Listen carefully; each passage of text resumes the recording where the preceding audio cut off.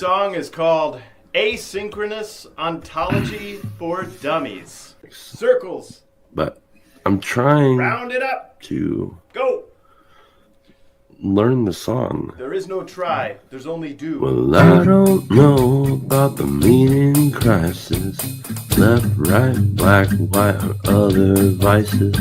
Which Jesus Christ is right, or if we're all saved. From my perspective, a proposition, participate procedurally, run in circles, remembering body. We're in the age of decay. Symbolically speaking, the reapers are reaping them damn agricult. Oh boy, holy cannoli. Alright, we're getting there. You wrote the song, sir. Please, sir. I wonder if, from my perspective, the proposition, participate procedurally, running in circles, remembering body. We're in the age of decay. Symbolically speaking, the reapers are reaping. Oh, shit, Shish kebab.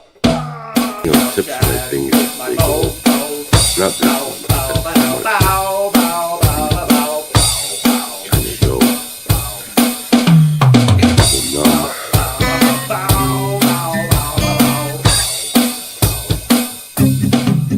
Here we go.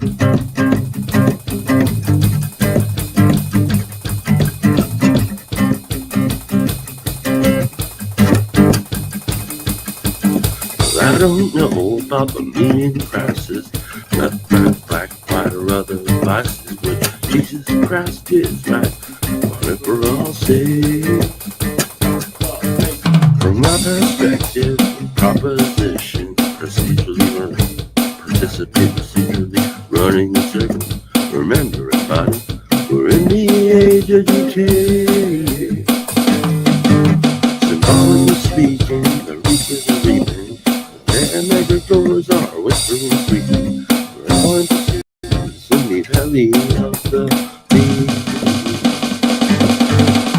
Red pill, blue pill, red pill, Martian, BMT. We're red and pill, got one and number two.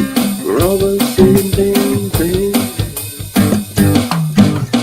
So clean your room, repent on sin. Ontology for dummies, the bird's eye view. If you really knew, could you really say? Oh. Yeah. Alright. I think I should be done with that because my fingers are All my being fingers and bitches. toes. Straight up bitches.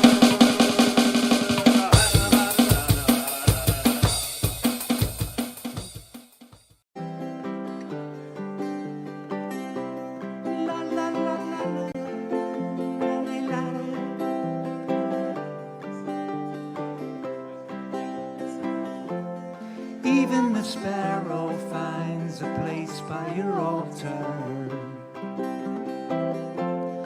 Even the wanderer who roams. Even the fatherless is embraced by the Father. We're coming home, coming home.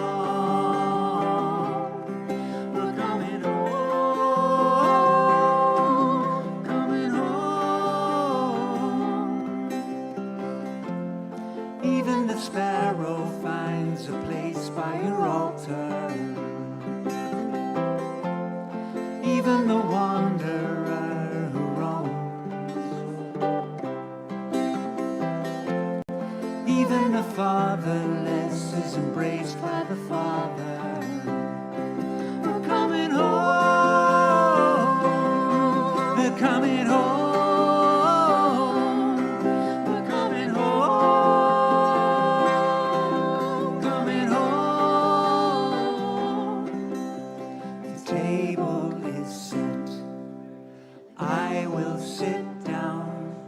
Surrounded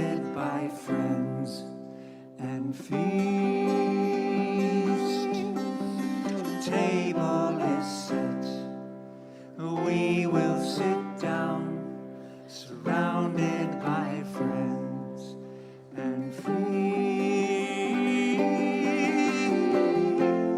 Even the sparrow finds a place by your altar. Even the wanderer who roams.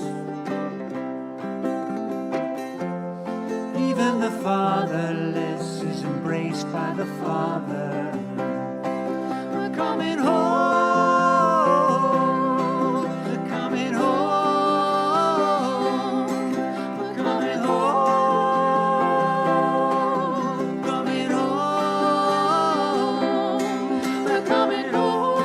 We're coming home. We're coming home. We're coming home. Coming home. The table is set.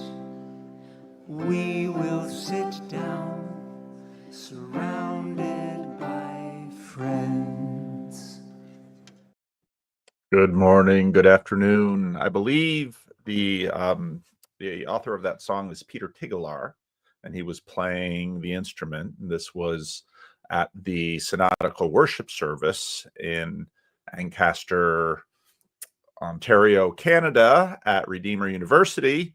And I was so moved by that song. I was so impressed, and I thought that would be just a wonderful song for the corner to know. So I, without permission, clipped it from the Synod live stream, and I've been using it as branding, and I've been using it as the opener because he said he actually wrote it during COVID.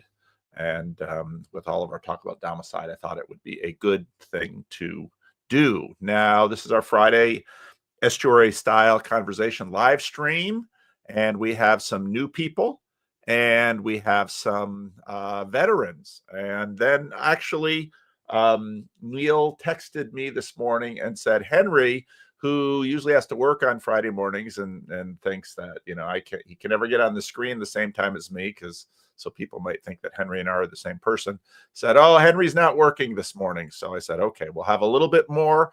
We'll see how that impacts the conversation, because there'll be more mouths to feed in terms of time and conversation. But I will bring the new people in first. And, well, let's see. Adam, welcome. Hello, how you doing? Good. How are you? I'm incredibly anxious to be here. Oh, don't be I'm anxious. excited as well. It'll all be fine. Well, tell us a little bit about yourself. So I'm from Honolulu, Hawaii. I'm 29 years old, so in the similar camp to Gray Hamilton, world's youngest millennial. I'm an artist by vocation. I grew up, my dad was very actively involved as the senior warden of our Episcopalian church. My mom was very actively involved in her Unity church, and they kind of let me find my own way, which of course was like militant Reddit atheism. And then in college, towards the end of college, 2017, I got very interested in the sort of Sam Harris non-dual oriented ontology that led to Peterson, following him pretty closely since 2017, and the typical path from there. Took Christianity seriously around 2020. And after 5 years as an inquirer and 2 years as a catechumen, I was baptized Orthodox this February. Oh, wow. And so I'm not sure when I'd like to think I've been watching you for 2 or 3 years now. I really don't know, because your thumbnail has been ever present in the algo. But I have been following Homeroom pretty closely for at least the last 18 months or so. And I've had some Twitter interactions, and I'm an infrequent commenter, and I've had some private conversations with people in the corner, but this will be my debutante. Coming out of the lurk. Yes. Adam comes out of the lurk on the Friday Estuary live stream. Well, welcome, Adam. You have an interesting story. Maybe Christian or Mark D. Parker will grab you and get you properly randoed. My rando queue is, I can't keep it from getting clogged. I was thinking maybe I need to do a video about that. So, but I'm glad this is part of the reason that I do this on the Friday morning. So we get more faces up and then get people better known in the community. And another new face, you're going to have to pardon me. I'm not sure how to pronounce your name. That's understandable. It's pronounced Womboy. Womboy. Oh, Yeah. that's easy to remember. Well, welcome. Well, we got a little bit of noise in your connection. I don't know what from. I think I'll try putting in a headphone. Sorry.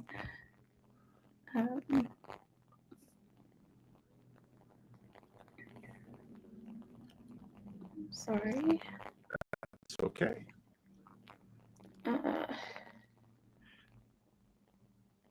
May I make a suggestion? Yeah. That's my wife. She's in the other room, so maybe I can go troubleshoot this, and we can introduce someone else. She's your wife? Yeah. Well, is it working better? Is it working? No. Okay, I'm going to take you both down. Oh, we haven't had a husband and wife yet. Oh, this is exciting. All right, I'm going to take you both down. You can troubleshoot it. I'll bring in the others. All right, Henry, are you ready to come in? You're sort of the other newbie. Henry. Henry. All right, I'll bring in Henry when I see him. And this guy needs no introduction. I do, though. Like, theoretically, people that don't know anything about me watch this show. To them, I'm an internet personality. There, that's all the introduction you need. I find it hard to believe that anybody's watching right now doesn't know who you are. So, but there might be some. Yeah. That's true. When I try to describe you and your channel to people sometimes, and they don't know you. So this is grimgriz. Hi guys. And, General Gaius Griswold Grimm. Griswold Gaius Grimm of currently the Greater Regional Ingression Protocol. Oh, Greater Regional Impression Protocol. Okay, well, very good. Now I'm sort of Henry's going to have to show up again. I mean, but I don't know who his Mark has not been in the corner as long as Michael Sartori, so I'm bringing Mark in. The Two of Hearts. Wow, that's a low card. Mark D. Parker, do you need any introduction? I don't know. No, but I think I now understand my mission. I wasn't sure why I was called into this, but now I know it's to deliver your rando anima, to root out the blockage that you seem to be dealing with. So now I know. Did you have to locate that blockage there anatomically? Oh, see, old guys get comfortable with anatomical because that's you got right. to when you're an old guy. All right, well, we'll bring in another young guy, and that is the infamous Michael Sartori. And because we had such interesting things going back and forth in the corner this week, I thought, boy, I'd really love to get Mark and Michael together in the stream. Both Mark and Michael were at the what did Neil call it? The Canestuary. And so people might see all of this opponent processing on the internet, and they might see both Mark Parker and Michael Sartori coming in hot on things. But I will tell you that Michael and Mark have been in the same room together for hours on end, living in peace and love and harmony. And so this is the opponent processing we do on the screens. We want to go hard at ideas, but we want to love each other while we're doing it. That's kind of the thing. So anything you want to say, Michael? Well, I listen to all this stuff, and I mean, I don't think that this any confusion between us should. I can very clearly articulate my point at some point in the conversation. So I don't think it should be the central point of discussion. You get to vote on what the central point is, pal. Yeah, this is an estuary meeting, so we might not even talk about any of it. But I just wanted to have Michael and Mark in this live stream as possible. And now, how's your sound now? Hi. Is it any better? So it's great. Okay, Yay. Cool. Good. So thank you for your patience. husband and wife. This is so exciting. Well, tell us a little bit about yourself. So I'm from Nairobi, Kenya, but moved around 6 years old to the UK, and then was in boarding school from a very young age, but my mother's job meant she was in a different country every year or so. So I spent a lot of time growing up in various parts of the world. The last 10 years I was in the US, and Adam, my husband, and I met in a intro to writing class in college. And I was baptized Orthodox about a year ago. And before that, I come from a generally Catholic family, but took a really hard stand about age 13 that I didn't want anything to do with that. And so I think I guess I'd say I was one of those people for most of my life that was spiritual but not religious. Went through a lot of like new age rabbit holes. But yeah, and I'm an artist, and I also coach people with ADHD, and I teach a lot too. I teach classes to kids and adults, art class, abstract art classes. Yeah, that's me. Wonderful. So it's not that we don't have married people in the corner. It's that in many cases, the wives, when we try to engage them with what's going on these screens, they look at us and they say, sometimes just with their eyes, why would I want to talk about that with you? Have you taken out the garbage yet? I mean, it's usually the kind of thing, or your weird internet friends are the reason you have those headphones on sometimes. And I find that annoying instead of listening to me. So, but you have come into this. So do you watch videos too, or did your husband trick you into this today?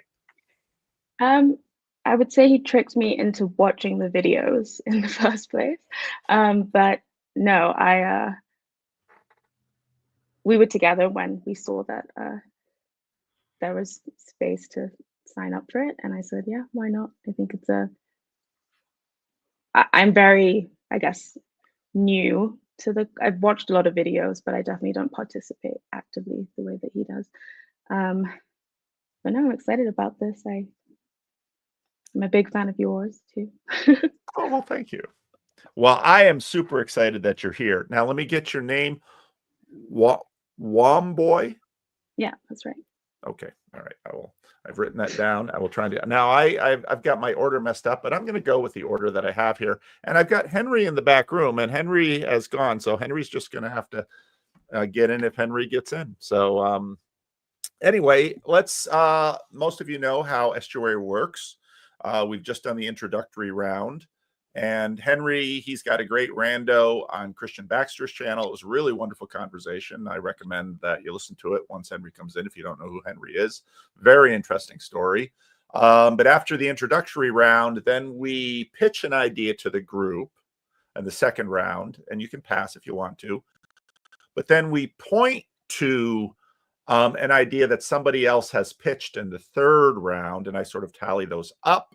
And then we begin playing with the idea that got the most votes. So that is how we play the Estuary game. And Grimwald Grizz, because you have landed in that slot, I am going to give you the first pitch. So what would you like to pitch today? My pitch is the following. Now that we're getting people to acknowledge that this internet place where we collaborate is a fifth generational warfare battleground, I would also like us to start acknowledging that we have the means of production in this fifth generational warfare battleground, and that perhaps we should start thinking about collaborating on AI slop videos of, say, people absorbed into their phones derogatorily that we can seed the algorithm with. Like, shouldn't we? Like, maybe we should we have the means of production. Maybe we should be producing memes is sort of the pitch. Memes to shame. Is that what we're going to produce? Well, we're not engaged in the actual battle for the minds of the children so much as just talking amongst ourselves at this point is where I'm at. Yeah. So the general would like to mobilize us as an army. Yeah. All right. Exactly. All right. There it is. There's Griz's pitch. Mark D. Parker, do you have a pitch?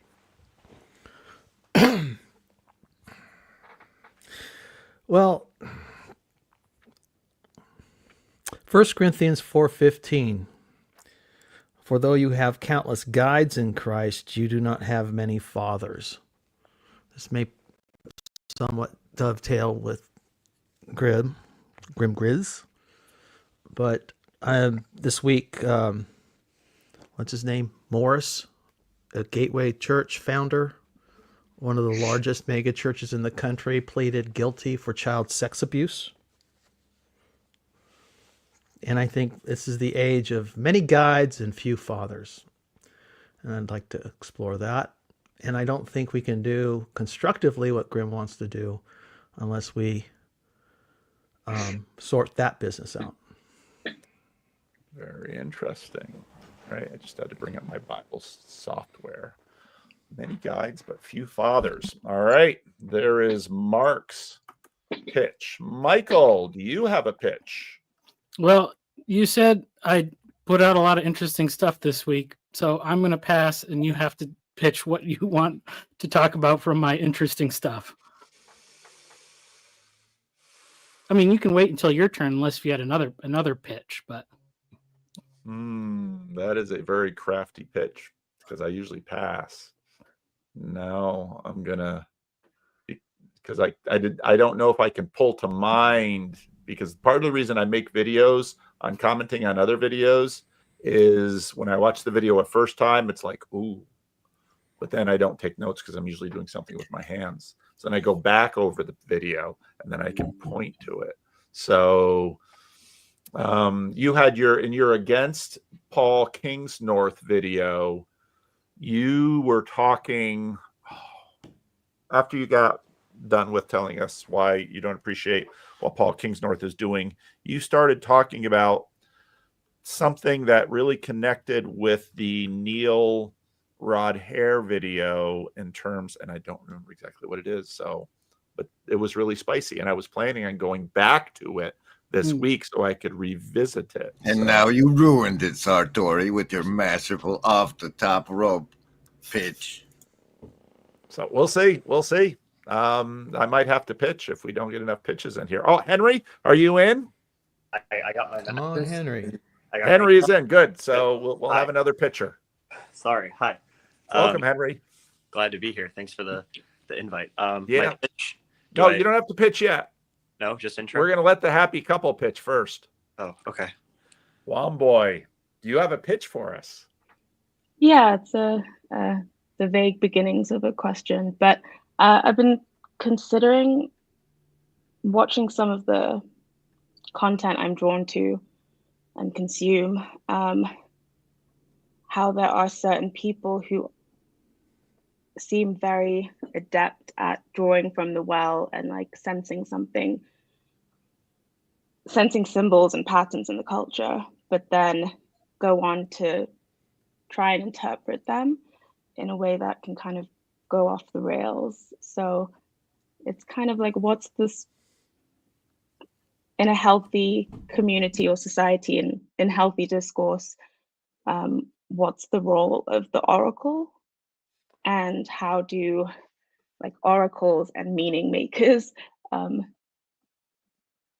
collaborate and communicate in a way that leads us closer to meaning. Excellent pitch. Very good. Adam, would you like to pitch? Yes, I would. I will try to be laconic. Concision isn't my strong suit, so cut me off if you need to. Okay. So my pitch is sort of based on a ongoing conversation I'm having with Jordan Hall. I'd like to propose an inquiry and sort of a draft of an answer that I have. And the inquiry is, in an optimally healthy community church body of persons, what specific relational capacities do all sovereign participants, or should all sovereign participants, possess? And I guess another way of framing this is like, on the 5th generational warfare battlefield, what do all infantry men and women, what competencies do they need to acquire in their basic training? And if I may, just like I've been chewing on this today, sort of from a design perspective, I've come up with like at least 4 things. One would be like basic shibboleths and rituals for identifying who's on the same team, whether that's a secret handshake or the Christian fish symbol or whatnot. The second would be a capacity for real dialogos.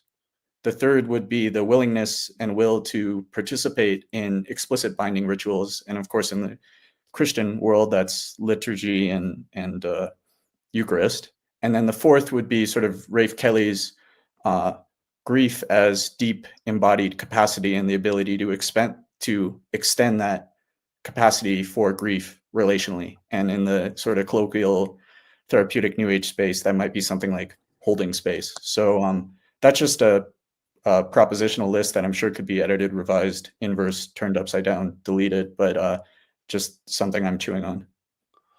Wow, that was a pitch. That was a pitch. I think maybe only grimgriz could actually catch that one. Yeah, what skill set do the infantry need? Yeah, I know you would that would grab your assailant's hierarchy. Bang, infantry. All right, very good. Thank you, Adam. Henry, are you ready to pitch? Yes, I am ready to pitch. All right. So I guess this is kind of sort of personally / I guess kind of estuarily insofar as like what the subject is. I've been thinking a lot about kind of like nuance and the ability to have nuance in different spaces, both in like in TLC, online, as well as in like physical spaces with regards to like more sensitive, we want to call them like hot button topics. Because I find myself living in the middle of so many different kind of ideas, ideologies, views, perspectives, being as like a public education teacher and then also a member of a rather conservative like Southern Baptist church and not belonging in any space either. So you just listen to a lot and there's a lot of input. So I guess what I don't know if there's like a question to it, but like the challenge of like balance, having nuance and being able to exist in numerous different spaces. What does that look like? Do we have the capacity for it? Etc. So that's my pitch. Okay, very good. Very good.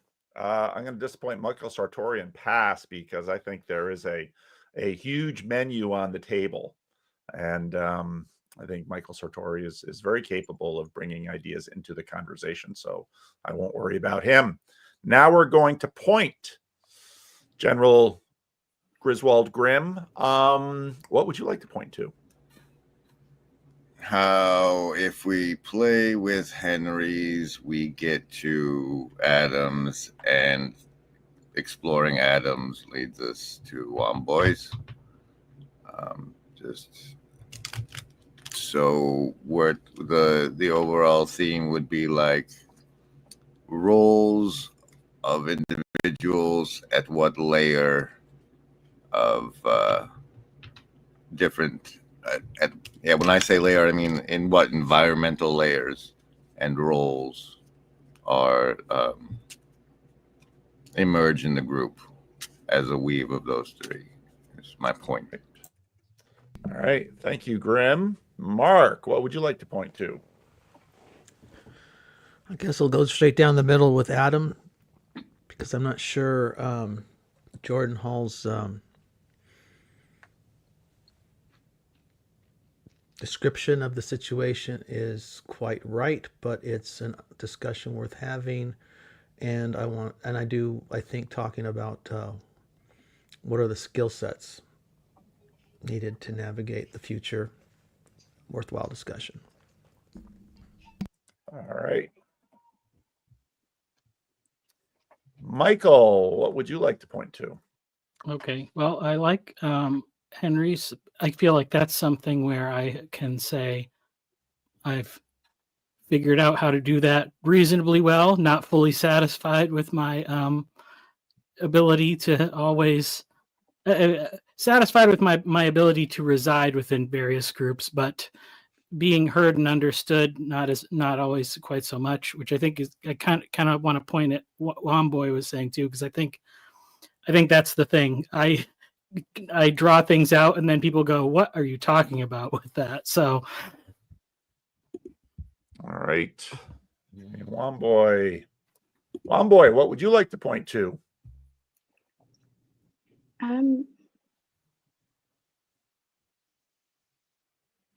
I like the way that Grim, is it Grim? Do I refer to you as Grim? Yes. I like the way that he framed a combination of those three. So I think I'd say same.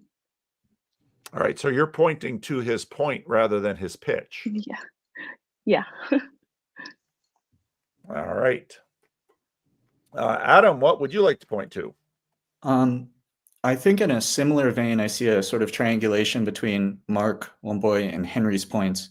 And there's something about the skill set of the differentiating between the time to sense, the time to sense make, the time to meaning make, who does those specific things and in what context.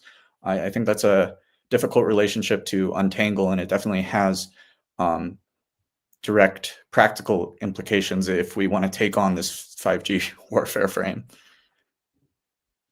Okay. Henry, what would you like to point to?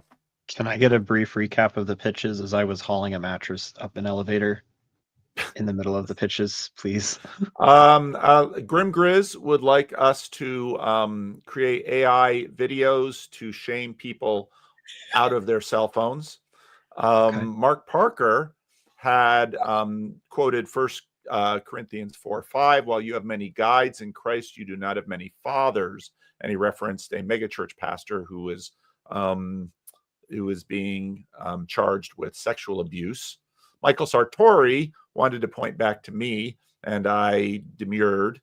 Womboy had a very interesting pitch on how do we move towards healthy community, healthy discourse, role of oracles and meaning makers, because she sees this disconnect between the oracles, who sometimes sort of, they're not stable, and the synthesizers, meaning makers, who are more the applicators for the group. And I'm already starting to point to my point because I know where I'm pointing. Adam had a rather esoteric pitch about, and he in fact talked so fast I couldn't get it all the way down, but the creating an infantry for this 5th generational warfare with rituals and capacity for dialogo, rituals to recognize your friends, distinguish your friends from your enemies, let's say, capacity for real dialogos, explicit binding rituals, and engaging Rafe Kelly's deep embodied capacity for grief. So those are the pitches as I understood them and could briefly articulate them. I'm going to point to Womboy's because I think I guess I'm kind of seeing the threads as well, if not some of the direct connections to things that are particularly relevant to not my pitch per se, but just what's pertinent in my own physical spaces. So yeah, I point there. All right, good. And I think it's pretty clear sort of the weave that has the majority, but I'd like to point back to Mark Parker's text, because I think Mark Parker's text is very much in line with that weave that has been developing. Because, what I really liked from Womboy's pitch was this observation of the difference of gurus and, let's say, applicators, oracles, and let's say appliers, and I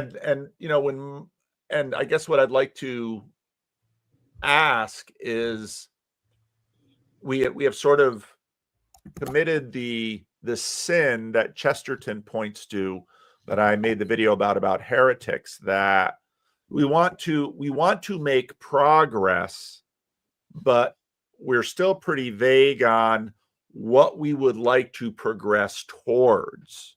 And I think there was more of that in Mark's. You have many guides in Christ, but do not have many fathers.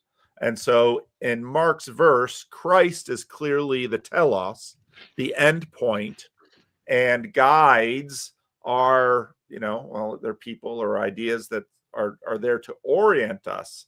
But fathers are a very close relationship, and good fathers are good guides, and also fathers are part of these pre-modern relationships that are not restrictive. Your medical doctor will talk about your body, your psychologist will talk about your mental health, your social worker will talk about other emblems of well-being, but your father or your clergy or your pastor is someone who sort of has free range to talk about all of those things. And Christ is the telos in this.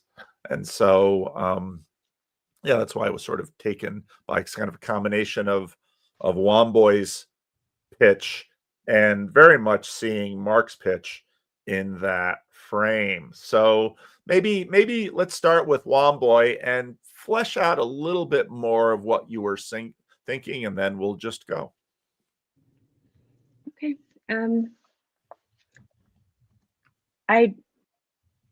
I sense that there's this disconnection. I don't know how to articulate what exactly it is, but I actually thought about it watching a Candace Owens video. And often my husband and I will have these discussions where I fill him in on what Candace just said, and he kind of reminds me or says something along the lines of, her symbolic intuitions seem correct a lot of the time, or at least her expressed distress at the state of things. But what follows is often a really specific story about what these feelings mean, and with a lot of facts and research. And I feel kind of similar to her in a way, where I do sense these things a lot, but I know I'm not necessarily good at interpreting the sense I feel, and I often give that job. Well, I ask my husband a lot of the time, this is what I'm feeling, the vibes feel very off, and then he does the meaning making part for me a lot of the time, or he helps me to do that. So Candace Owens, a lot of other people who are labeled as conspiratorial or conspiracy theorists, and then dismissed offhand because, like, what a kooky, crazy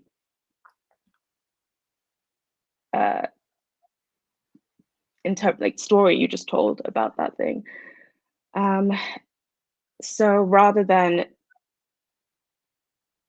people who are good at drawing from the well being dismissed offhand, is there a way that oracles could stick to being oracles more than fully interpreting the symbols and senses they have, and meaning makers could take seriously the intuitions of oracle people who might not be super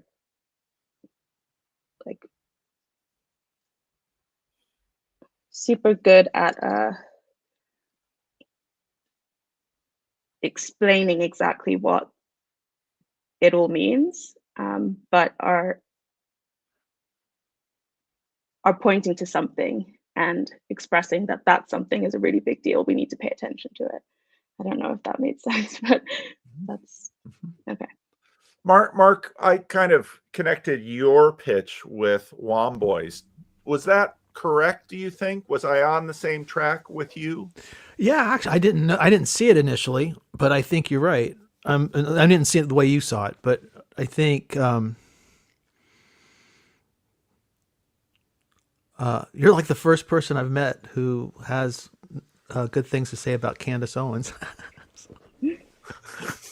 We travel in different silos. But I have found her interesting from time to time. But where I think it seems to me what we need to, one, the oracles need humility. Two, they can function as oracles, but I think someone said the shaman shouldn't be king. Mm-hmm. Okay. And in a sense, they need to understand their calling to do what I think you are hoping to see from the society, for the oracles and the leaders. So it seems to me that what many fathers, there are many guides, but few fathers. What's the distinguishing feature of a father? The father can be all the things you talked about, Paul: a guide, a nurturer, a protector. But ultimately, a father is the one who will lay it all on the line for the children, putting himself in front of all of the, whatever is coming at them. So he's both a guide to help them mature and develop. He has their interest in mind ahead and above his own. This is what it means to be a father. And this is what I think, a shaman or an oracle, they don't always know what they're doing. They just do it. They just perceive and then reflect out or project what is going on inside. And the guides themselves, the many guides who would be interpreters of the oracle, must, if they are to be anything, if they are to be transcendent, if they actually are to be constructive and helpful to the society, they can either use the oracle to serve their own ambition, or they can use the oracle to fulfill a more fatherly function. I don't know if that's helpful, but that's kind of what came to mind when Womboy was talking about Candace, and in response to what you had said too, Paul. Yeah, I thought that connected a lot of dots for me. So I have kind of had very similar experiences. Okay, so I'll start here with my own father. So my father was a pastor, and before that, a godly man, Christian man, and set a good example, and came from a roughly, pretty Calvinist tradition, not unlike Paul's church. Then I worked at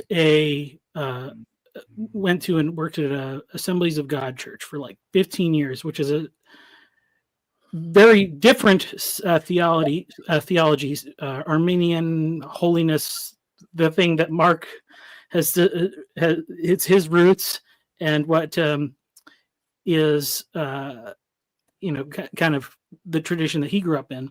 And after living in both those environments, I noticed, for me personally, there was psychological damage from that, living in that theological situation. But I've come to know that many people basically project the same exact psychological consequences to the theology that I grew up with in my father's house.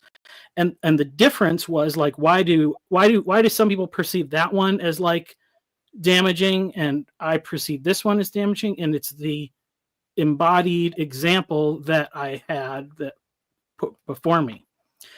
And then to kind of connect to that, so coming out of that Assemblies Church, moved to Texas right around the COVID time, and so it wasn't Candace Owens, but well, yeah. So somewhere on my channel, there's a clip from when I called into the Alex Jones show and was telling them like pastors aren't paying attention to this stuff, because I was looking at like the Gospel Coalition website and noticing like there's propaganda on here. There's the one pastor who writes their politics stuff. He's a Fed, and I had the concern that not enough pastors were taking these things seriously. And I called in Alex Jones because I'm like, look, the Bible shows that there is a supernatural evil in the world, and there is a heart of darkness in mankind, and so there is an element of truth in these things. And I was frustrated that they weren't taking that seriously. Now, at the same time, I eventually came to realize when I kept listening to like Alex Jones for too long, I was feeling the same kind of dread, the psychological damage that I got at the church that wasn't really the right fit for me personality-wise, which is also the thing I was pointing at with Paul Kingsnorth. It's kind of this doomerism thing where if you get people afraid, you need to be afraid of everything, but you can trust me. And then you're kind of hooked and you have to keep following fear is kind of addictive. And so that kind of, helped me to see, and maybe this even points to what Henry was talking about, living in these different arenas and seeing these things. Oh, it happens sometimes in church, sometimes with the news, or, these different sources. Like, you kind of have to figure out like what is the common ground, like where people are coming from. And so that kind of distilled it. It's just like, oh, it's that fear trigger. It doesn't, you could be made to be afraid of anything, but if you're hooked into a system because of the fear, it's gonna, like, you can get trapped in a bad cycle. And so eventually you kind of get beyond that and say, well, I trust God, I trust the Bible, and I trust that most people are doing well. And then came to realize, like, okay, a lot of the pastors that aren't taking this stuff seriously, it's just way outside their wheelhouse. It's not the best approach. I think really, realistically, you can take the scary stuff like as seriously as possible, but God is greater than that. So like, that's the right way to do it. Like, you shouldn't minimize fear. You overcome it with courage, encouraging people. So so that's kind of how I worked through a lot of those things. But I think it's just such an easy pattern for people to slip into, both people that are speaking and with who we follow.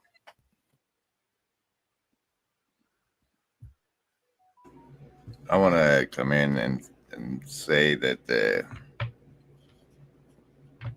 there exists the secularum, which is that coheres around the dominant sociocultural narrative, regardless of the truth of that particular narrative. So, like, even if you know what really happened because of your listening to oracles, you also have to know what the official story is and operate as if that's the truth while you're operating in the secularum.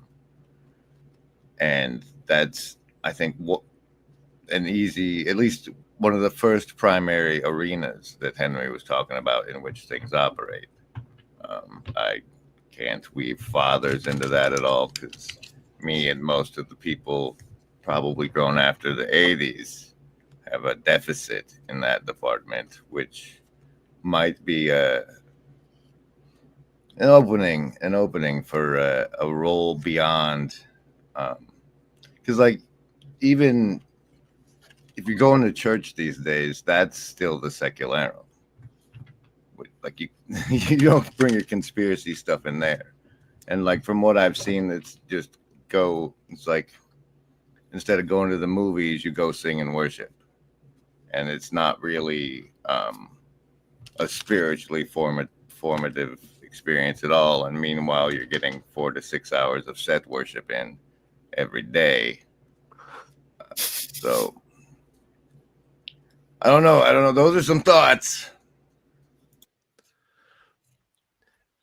It was interesting to me that I see the bigger frame in terms of both Mark and Womboy's pitch, but there was a real attraction to Adam and Henry's, and in that sense, Griz's pitches as well, because this is something of I think it's typical of our culture to approach dilemmas with technical solutions. And technical solutions are, as Grizz was sort of talking about now, technical solutions are often vulnerable to the constraints of the frame. Whereas the big things that we are also tended to be attracted to are frame breaking things. And so, when Mark talks about a pastor who is molesting children, that's a technical issue. But I think what Mark really wanted to point to is certain things within the frame break the frame. And sin can test frames, but sin can also break frames. So, with the, part of the difference between, let's say, you're a sex scandal in a Protestant church, and it's interesting that when we say, if there's a sex scandal in a little church of 100 people down the road, nobody pays too much attention unless it's within your family circles. If it's in a mega church, now suddenly we've sort of jumped levels. But of course, when you have the pedophile priest scandal in the Roman Catholic Church, that breaks frame in a far more significant way. And, part of what, as I try to get my mind around this Orthodox moment that we're having here, there was a video, I don't remember who put it out, but the point of the video was the biblical phrase by Jesus, "Call no one Father." And it was an interesting video because, of course, this is a contention that happens in the Protestant Reformation, where Protestants stop calling, they rename. Protestant pastors are ministers, sort of a legal governmental frame. And because part of that came out of the adherence to that verse in the Bible, call no one Father. But yet in this moment right now, with the renewed interest in ancient frames and deep frames, it's part of the reason I made that little short video, thinking people are attracted to the liturgy, the icons. What they're really looking for is stability and discipline. And they're really hungering for a frame. And so this idea of oracles versus fathers, or oracles versus syntheses, pastors, is really important now, because we obviously need both, because those working within the frame, it's meaningless without the frame.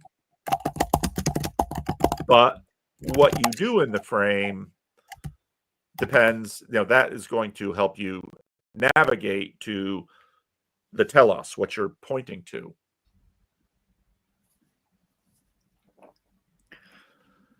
Henry, you and I think part of your pitch had a lot of what I think we are actually exploring in the corner, which is, okay, we're going to go on YouTube and we are not going to have Mortal Kombat of Protestant versus Orthodox or atheist versus Christian or anything like that.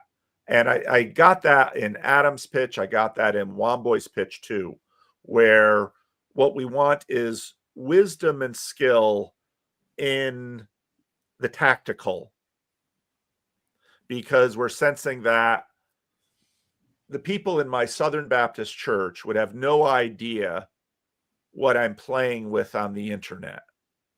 And I have that because most of the people in my church, what they see are visitors coming in, they see donations coming in, they see new opportunities that their pastor has, but they hear me preach on Sunday and they're like, well, he's the same guy who's been here for 27 years. His sermons haven't changed dramatically, but how can he play on the internet with what he does when if I would start talking like I do on the internet, every now and then I put some of that in my sermons, we'd be like, what's going on?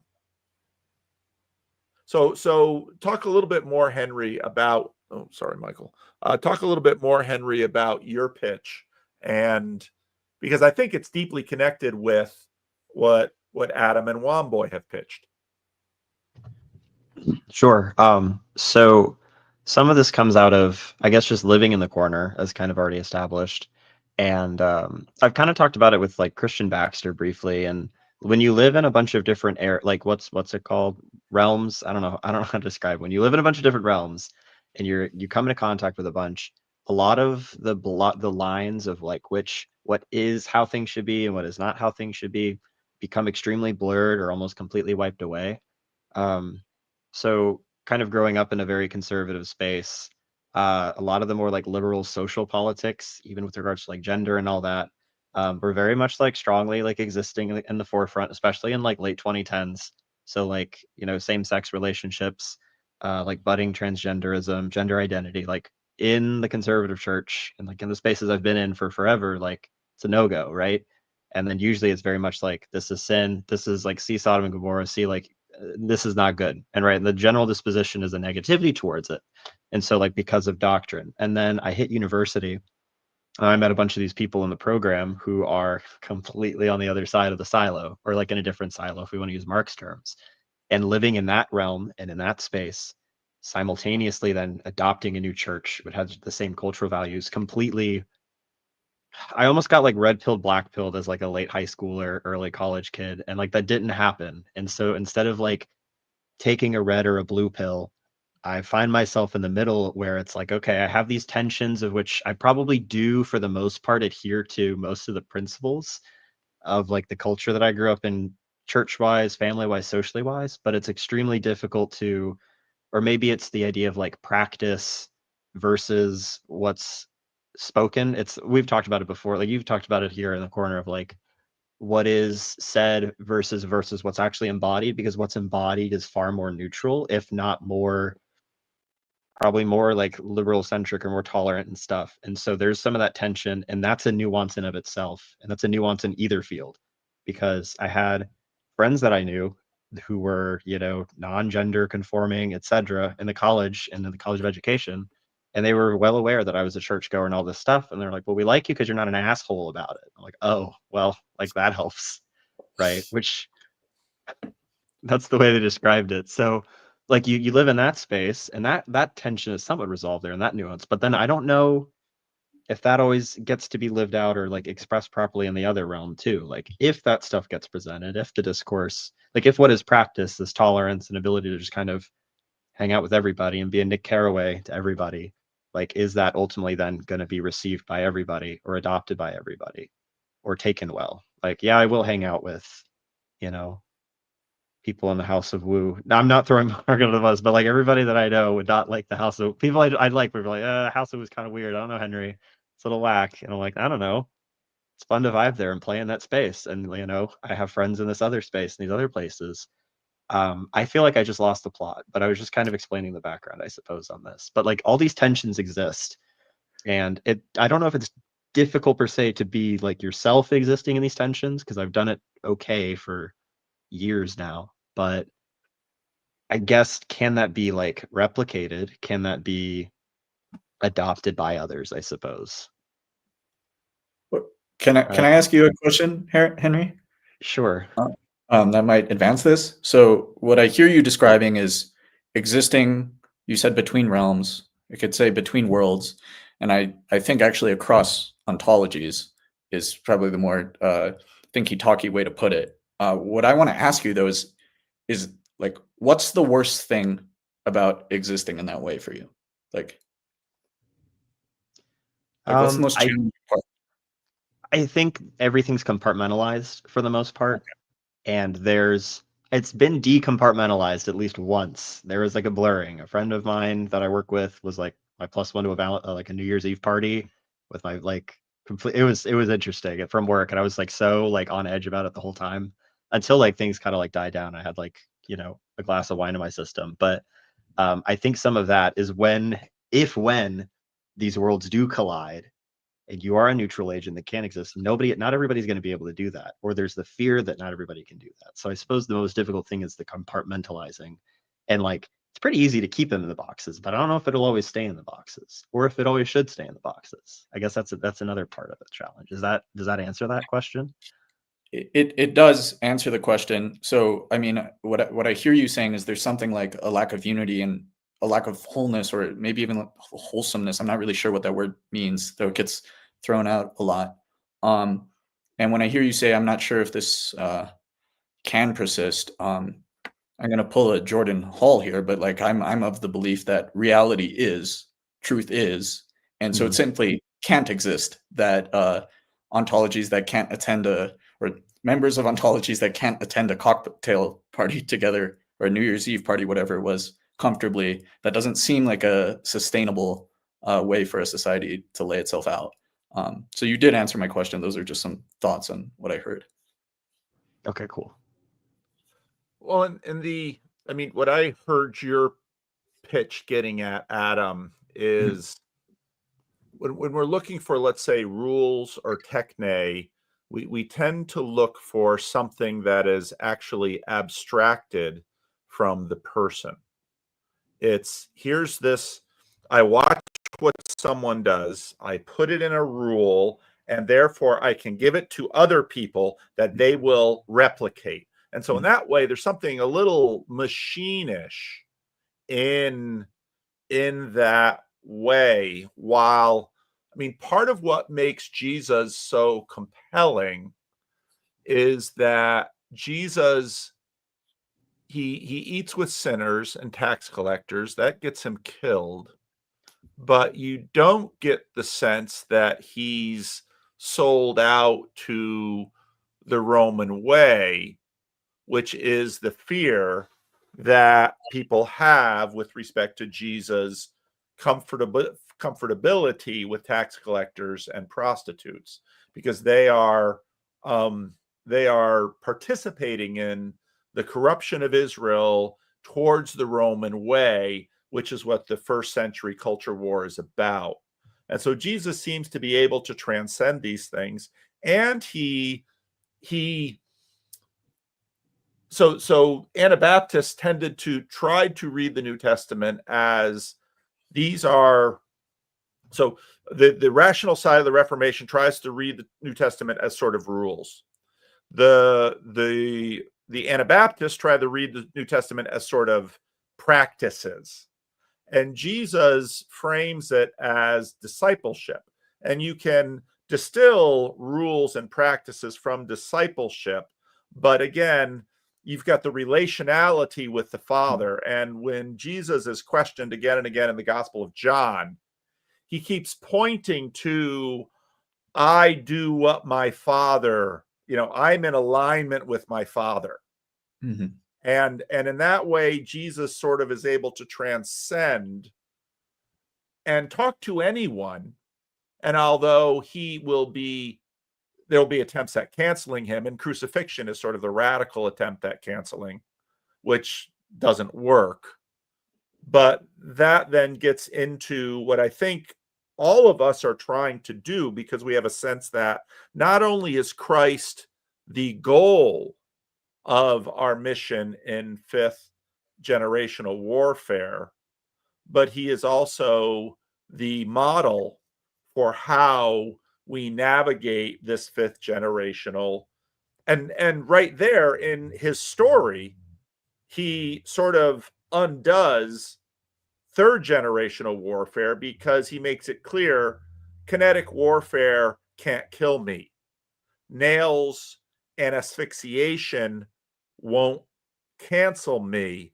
But then you might say that Jesus in some ways already sort of pre-initiates fifth generational warfare, because neither does he then sort of turn and go to other elements of warfare by attacking Herod or attacking Pilate in the way that we sort of attack each other on social media. Instead, he goes to his disciples and says, "You've seen what I do. I give you my spirit. Go be me on this battlefield." And making AI slap TikTok videos is the equivalent of talking to tax collectors and whores. Do you agree with that, Mark? You were going to say something. Well, I just was thinking when you talked about Herod and Pilate, Jesus,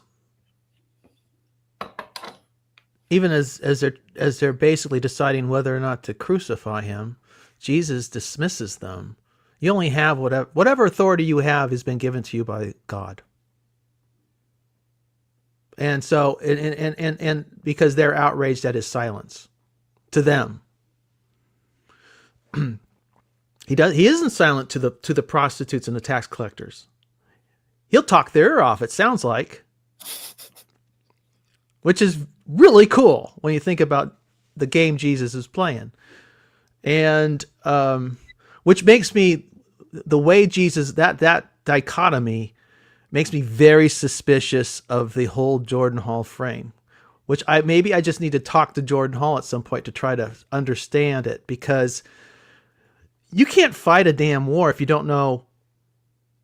You're only going to have perpetual war if you don't know what victory is and you don't know how to get to victory. And the only people who advocate for war in perpetuity are ideological fascists. That is that they believe that believe that is the natural state of man, is war. Well, Jesus did say, "I came to bring a sword."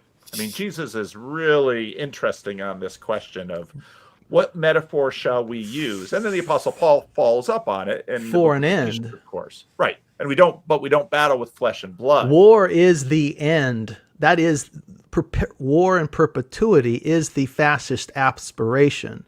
It is the Spartan model. You have the Spartans, the true Spartans, the elect, the ones who don't get discarded as babies into the wild and fed to the wolves, and the Helots, the 80% of the society who serve the Spartan elite. That is the fascist view, and it is why does this model exist?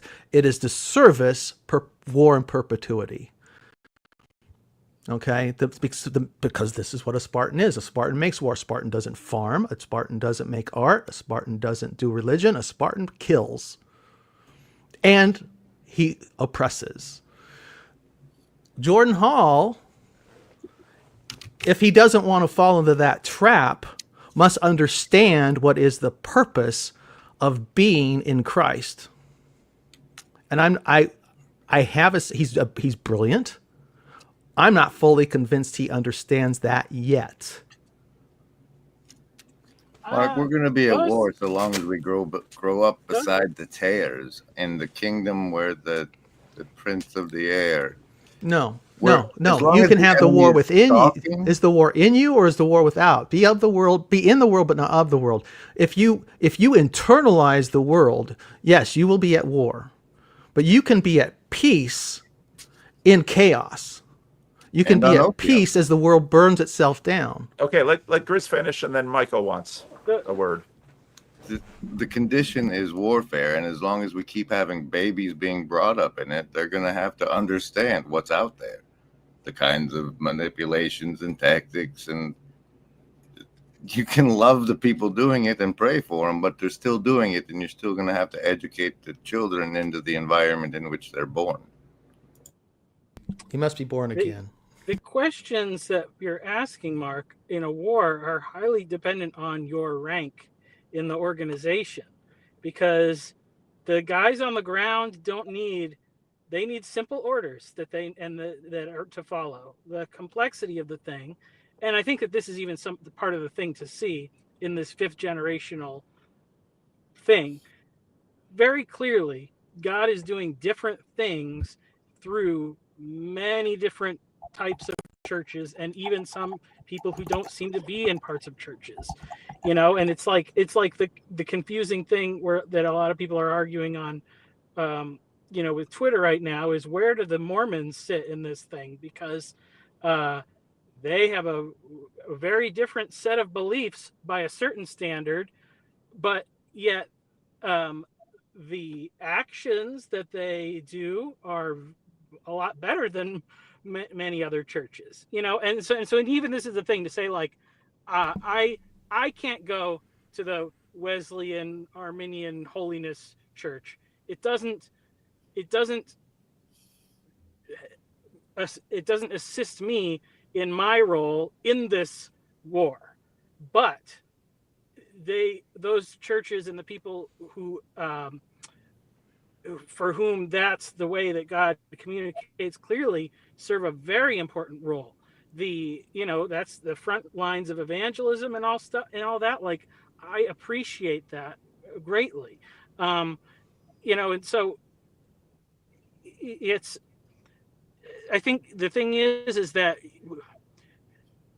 if the enemy is real and is trying to defeat God's plans, you have to realize that everything we do, everything we say online, literally anything you say out loud, is fair game for the enemy to try to assess our plans. And so if God, as the supreme general of this campaign, he's going to use the fog of war and obscurity and confusion to his advantage, which he does a lot. Like, think about Gideon and the battle there. God uses chaos and confusion to provide victory that doesn't harm his soldiers at all, even though they're vastly outnumbered. And so that's the way that this. So, if you can know what you need to know, but there might be some questions you don't.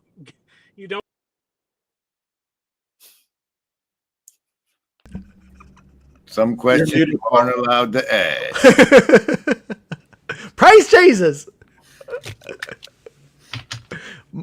Paul, you're muted. Paul, you're muted. Paul, you're right. muted. I am. Where's the corn? I want to. Rod, our I think our ombudsman in some ways wants to help us. We very quickly, and which is natural for everyone on this stream, we very quickly went into a Christian conversation, and we used Christian terms. And I'm not going to apologize for that, because I think Jordan Peterson is right that when you get to the religious layer, you're getting at the base layer, because for many of us, this is the level at which we are operating. And so this is the language that comes to hand.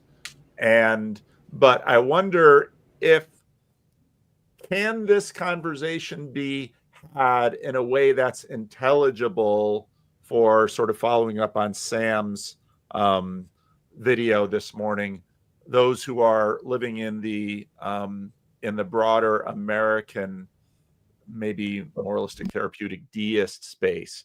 Because in many ways, this question, it's interesting. So many of the pitches have to do with how do we maneuver? How do we treat each other? And and Jesus had a Jewish frame, the first century Second Temple frame in which to operate, and he used the language for that.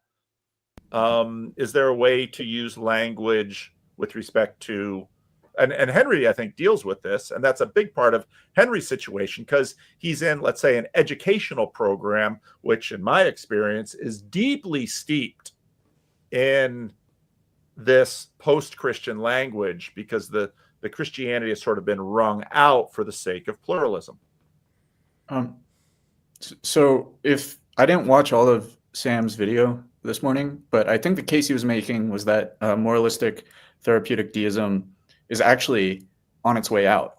And one of the interesting things I find about MDT or MDMT, whatever you want to call it, is that there is a teleology baked in. There is, when good people die, they go to heaven. There is this manifest destiny. And the word that keeps coming to my mind as I'm listening to all of you is teleology. So Paul, you posed this question of, could we have the same conversation in a secular frame? And I think my intuition about that is yes, if there's, we don't have to have the full ontological cake baked, but there needs to be some sort of shared teleology in order to put it into a secular frame. And even if that secular frame is the frame of progressivism, which is the endless spread of the American empire of love, I don't know if that's making any sense, but there's something about the T word there that I think is very important. And I think the T word is sort of a prerequisite to the E word, which is eschatology, but the T word really helps there. Well, the fundamental challenge of the incarnation is, of course, intelligibility, which I think now, of course, I have my own frame, and now I'm about to slip into the religious language again.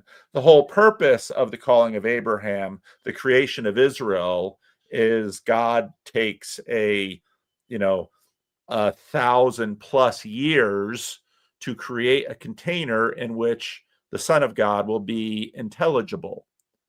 And I think we have a lot of potential intelligibility around. I think Sam's video is really important.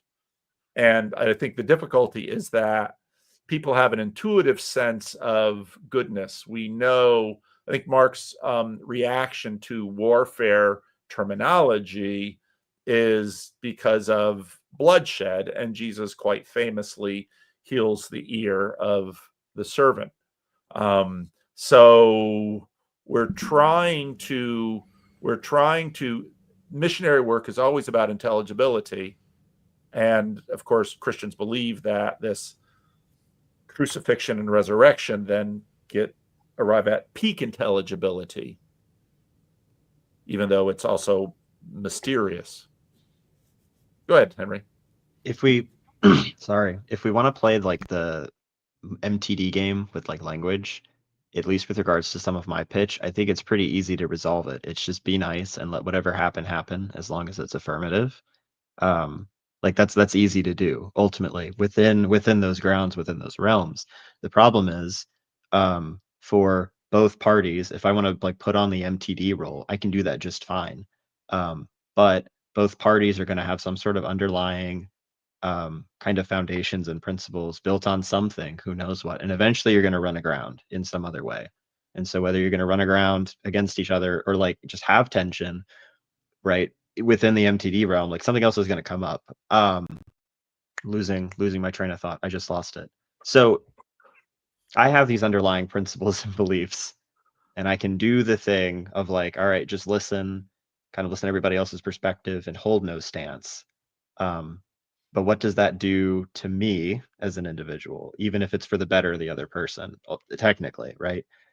Or if there is behavior or projects or like activity where it's like the MTD, just be nice, you do you thing comes into play, that's not ultimately beneficial to me, that's not beneficial to the other person, and vice versa, right? If they're on the MTD thing of like, well, so-and-so is like a Christian, but they're not an asshole about it, so like that's fine, and we can just like kind of like exist in the same space. I don't know how long-term ultimately beneficial that is. That kind of resolves immediate tensions and concerns, but I think that it's going to like rear its head back around. So like using more like secular language to describe this, I think is fine. But like, I think it's ultimately going to be embedded and grounded in something more religious, and if not ultimately more religious, spiritual, ideological, and that's going to have its own problems. And like that doesn't, I don't think, get sorted. Like I don't think ideologues and living in the tension of ideologues is ultimately something that can actually be resolved, or at least not very easily. I don't know if that made any sense, but yeah. Womboy, I'm interested in your thoughts on this because one of my good friends, Bowtie Bryant, he's in my men's group. He's a son of Kenyan immigrants. Last Wednesday night, had a really interesting conversation with him about sort of living in these different worlds in terms of you've got this historical train of what goes on in Kenya and then being in the United States. And it was really interesting because, I mean, you dropped the name of Candace Owens, which is not a name that gets dropped in these channels much, although I know people know a lot more about her than I do. But, you know, this contextualization of let's say, contextualization of the ultimate. And again, your pitch was, I thought, really on target. So I'm curious about what you're hearing in this conversation. Whew,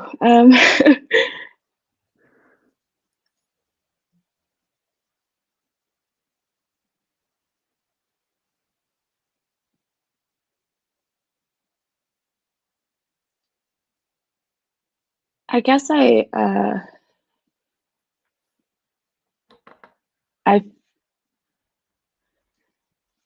only quite recently became Christian. I'll start there. So for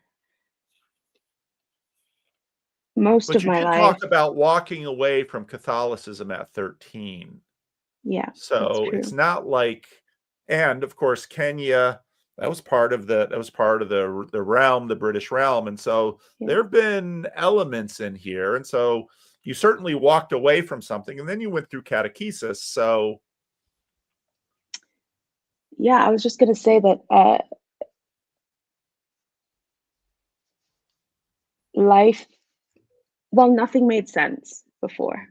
I don't really have I don't have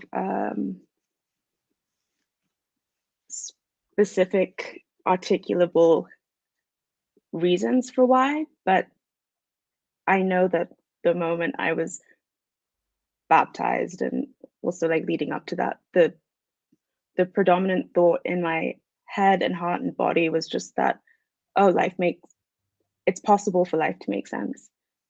And so the frame, and I find it increasingly difficult in a way. I think that's another, if I were to pitch again, I would have asked something about how to get along with people that are outside of this frame I now have, because I've just found it increasingly difficult to relate. We can have perfectly civil conversations, but they do run up against a wall at some point, or at least I feel that really deeply. And I went through starting to explore Christianity and also, you know, like getting red pilled or whatever, like all my political and other beliefs also changed radically. And I went through the first phase of just being really enthusiastic, but truly kind of an asshole to a lot of the people in my life because I was so dead set on like shaking them awake. And if they just see things the way that I do, life will make sense for them too. And that seemed like a good thing to me. But I've had to, I guess, kind of like develop a lot more humility around that and stop, you know, just like shouting at my family, for example, about how wrong all of their beliefs are and how it's really important because like evil is real and we all need to get on the same page and fight the enemy.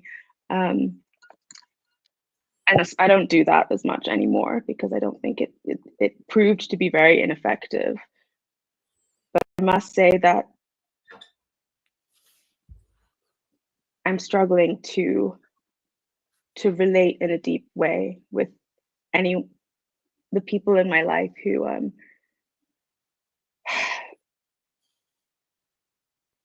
don't share the basic teleology, I guess. Yeah, I don't have anything like smart to say about it, but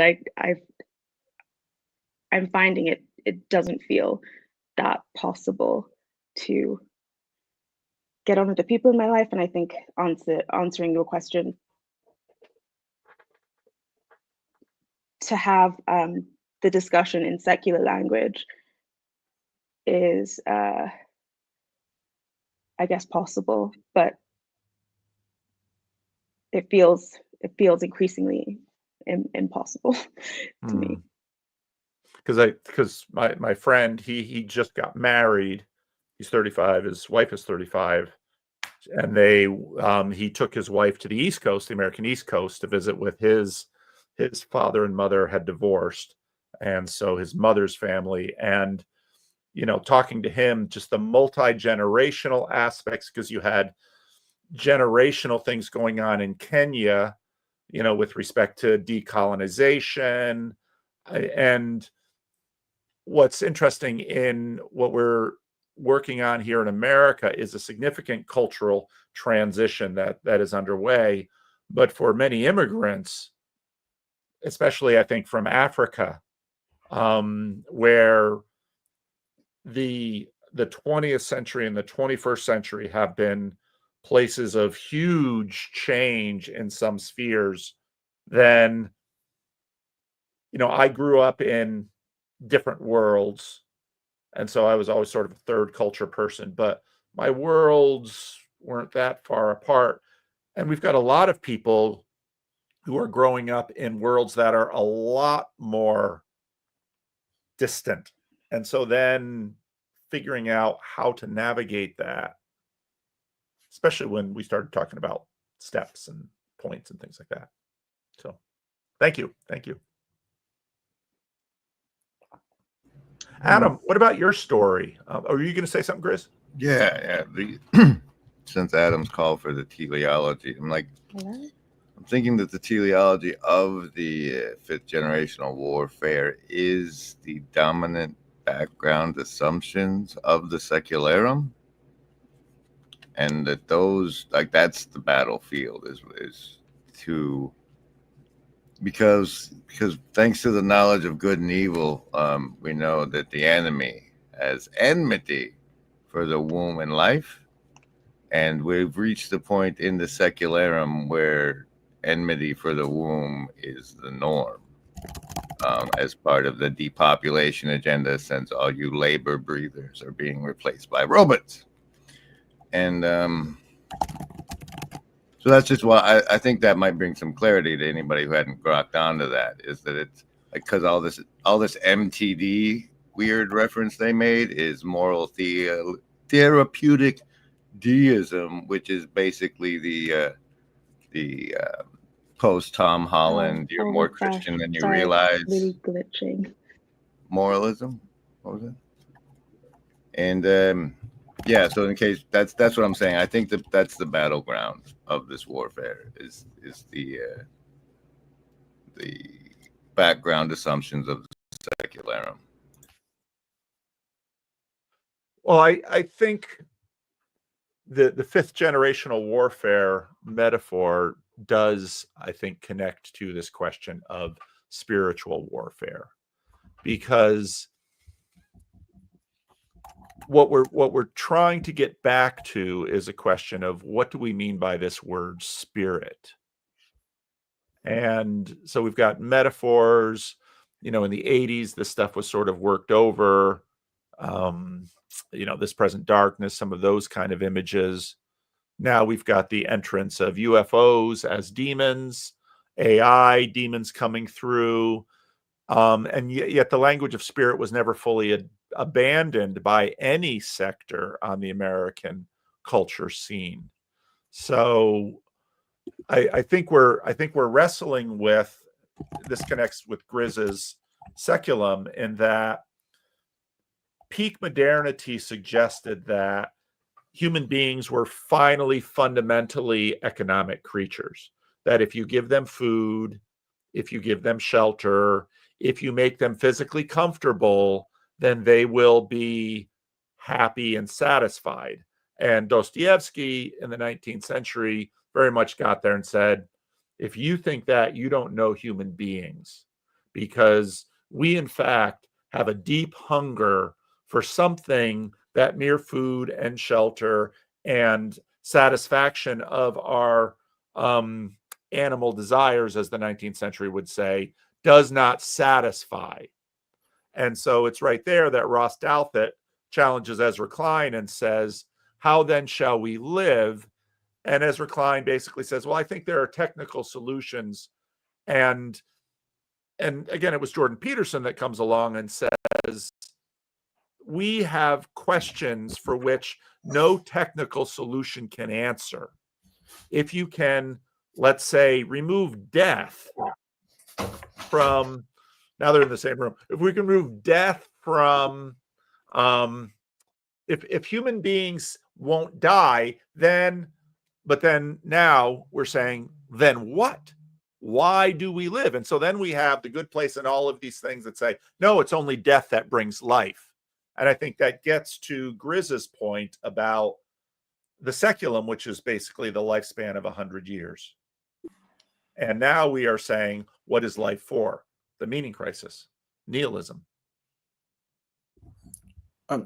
Paul, what you just said made me think about, and sorry, Womboy's rolling her chair in here because I think her AirPod died. So I was watching Matthew Pajot's latest interview, which Grim has pointed out you won't catch because it's a Spanish title, and it's for I guess a Spanish audience because his book's recently been translated. But he said something like, "The spirit of war is the spirit of deception, is the spirit of the adversary," and Matthew Pajot specifically has been harping on this point lately, that there's the adversary as God intended, and the adversary has fallen. And so when I hear, or I sense, and don't let me put words in your mouth, Mark, but like I sense your protestation towards the warfare frame. I think something about spiritual warfare is putting that spirit of the adversary, that spirit of deception, that spirit of war into its non-fallen state. Or at least that's what came to mind with what you were saying just now, and Dostoevsky describing, if we achieve the Marxist utopia, people will break something just for the hell of it. I think that is that adversarial spirit. And Pajot said one more thing. He said the spirit of the adversary in its fallen place in yourself, just like Mark was describing the spirit of war in yourself, in its fallen place in yourself, it can lead to self-destruction and suicide. In its right place, that spirit of the adversary is repentance. And that really rings relevant to me here, and that's how I would see the spirit of war, the sword that Christ brings, masterfully, sovereignly wielded. It would be in the spirit of repentance. I'm not sure. It's a mouthful. Well, Jesus said, "I'll build my church, and the gates of hell will not prevail against it." Who's assaulting who in this, and who's supposed to be on defense? The world. And the world y'all are trying to save is actually the entity that's supposed to be on defense, and the church is like the highly mobile tribes of Israel taking Canaan, and we keep trying to. Well, what I get from so much of all of this cultural Christianity's business is that we want to build cities of God on earth so we can all feel safe. When it's Jesus saying no. It's you're to go out and go on the offensive and not let the world pollute you within, right? go back to the whole story of the what preceded the failure of Israel against Ai. So I just want us to revisit. I'm very much about spiritual warfare, House of Wu, but I want us to understand what we're doing and what we're about. As to Grimm, again, I would counsel you to go back and respect the whole of Scripture, the whole counsel of Scripture, Genesis to Revelation, and don't just pick and choose what you like.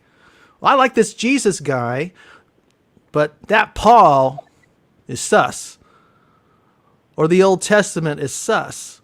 You need stable ground. You have to have a position. I didn't request your counsel, sir. The what? I didn't request your counsel. Well, I'm giving it to you anyways because you're here. If you want to be more than a guide, but be a father in the world, you must have a profound stability of stance and know what you're about and know when it's what you need to give for the benefit of your children and for those you love to actually be functional, or you're just going to exploit them for your own needs. And this is the thing and you don't even know you're going to do it. See, this is the problem. This is the problem with deception and self-deception. If we do not examine Scripture so that Scripture can examine us, we're going to be nothing more than that guy Simon who's trying to buy a little bit of that spiritual stuff from the apostles so that he can advance his game, level up his game in the world. See, sorry, Rod, you're going to have to just plug your ears every time I get all religious because I know it's offensive. But I mean, this is what I think we've got a lot of work to do, folks. We're going to have because we're going to keep making churches with pastors who turn around and molest babies.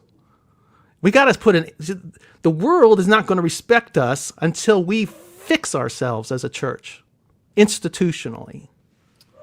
Go ahead, Henry. You're muted. Sure, I was waiting just until the statement was finished. I was thinking about like the gates of hell not prevailing, and I was thinking of the idea of the warfare, and Mark was like, well, what does that look like? In my brain, I've always just kind of seen like the visual image. I have a point with this, I swear. Of like the gates and like the kingdom and like whatever's hitting it just kind of like, and it like, in that it's not a counteroffensive, I guess, in my mind, and that it just purveys and stands against that which comes against it. This sounds weird, but then I was thinking about Jesus, and I don't know, there's an exilic kind of drifter vibe about Jesus during his entire ministry, and I think that archetype is kind of really powerful of like traveling and being like, as Mark said, stable and grounded in a way, and then that is that which draws or attracts other people to you. And if the church is like mobile, I'm putting some sort of image in some way, I don't know, but the idea that like to be, I don't know, I'm struggling. Hold on. You do the Jesus thing in your church, in your local space, and I don't know. Never mind. I'm done. I'll come up with a thought better. I had something about like being an exile and drifter, and you wait for like the church to like Jesus to come back instead of trying to like create many church like safe havens. Like you're unsafe as an exile, and you're unsafe doing the work with the hope that safety will come ultimately, and like not now, but you're able to like kind of provide that in like your little drifter space. That's all I got. I lost.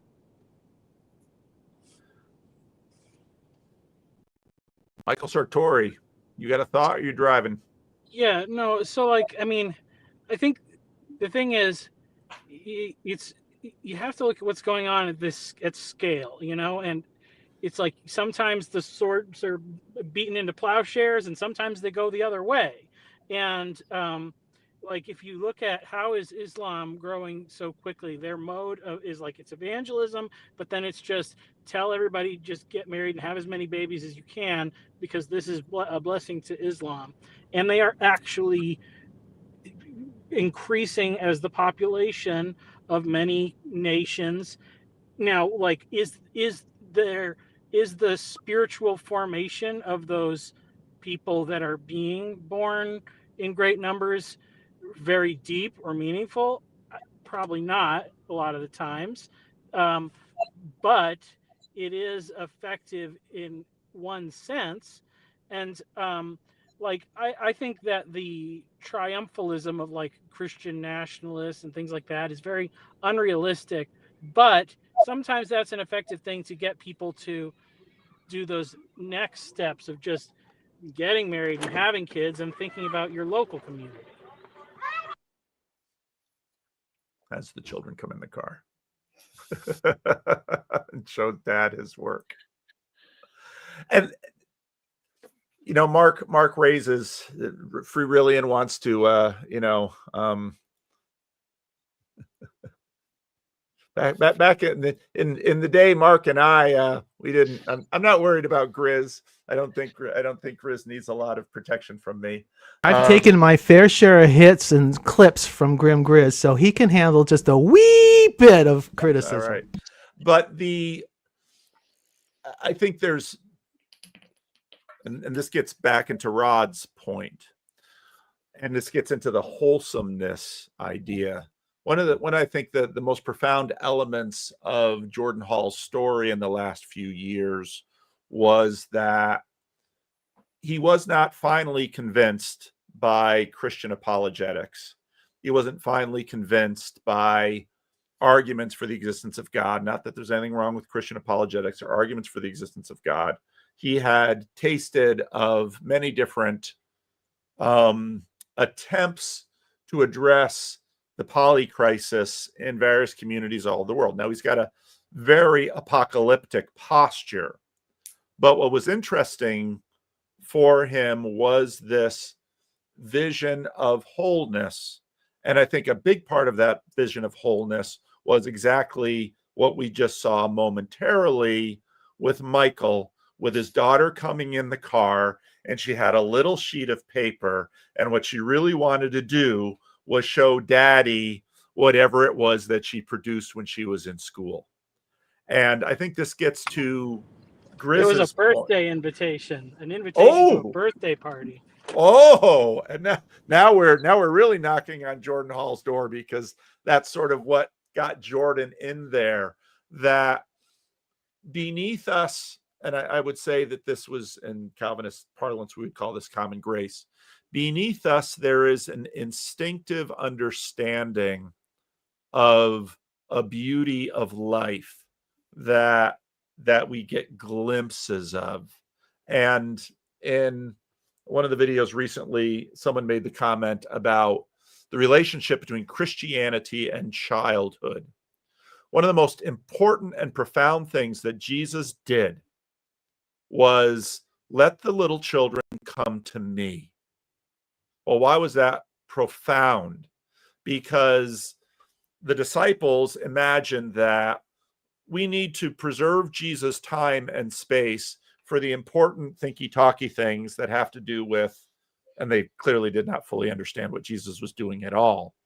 And so when Jesus rebukes his disciples and says, let the children come to me, for the kingdom of heaven is given to such as these. That is one of the most deeply mysterious things that Jesus says. And if you go to the commentaries, of which I have many, and you try to look at how can we explicate what Jesus meant here, I think in many ways it is what Grizz is talking about, in that once we have eyes to see that children are not tools for whatever desire we have, that they are not unpaid servants, although children should learn how to participate in the family and learn skills and all of that at home.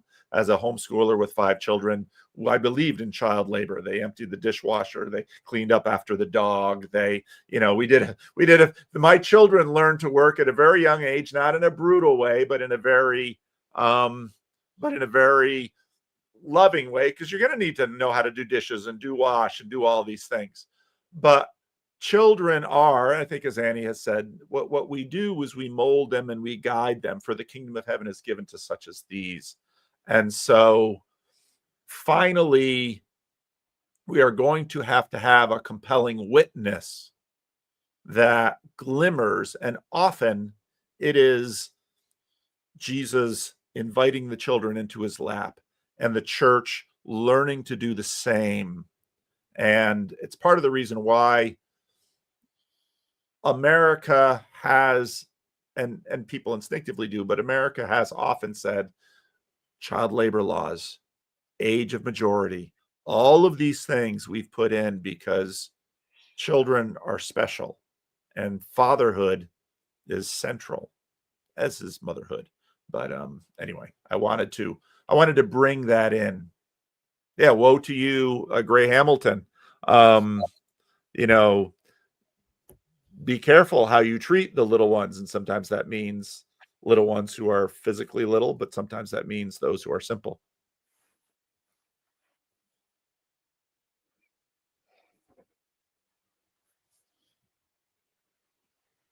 Well, maybe it's time to drop the link.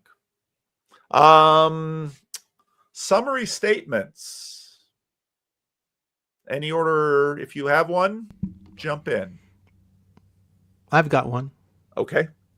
I know I came on hot. Didn't mean to. Didn't know that was there. Just part of being an oracle, I guess, sometimes. And Grim,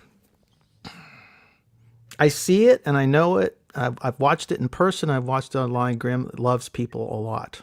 And he loves his group, the people who regularly attend his live streams, a lot, with a lot of passion. And he has a lot of wisdom to offer. All I'm encouraging is something else, as I already expressed. So I respect and love him, but I also... Was there an apology in there? You feel you should apologize to him? Should I apologize to him for being too direct?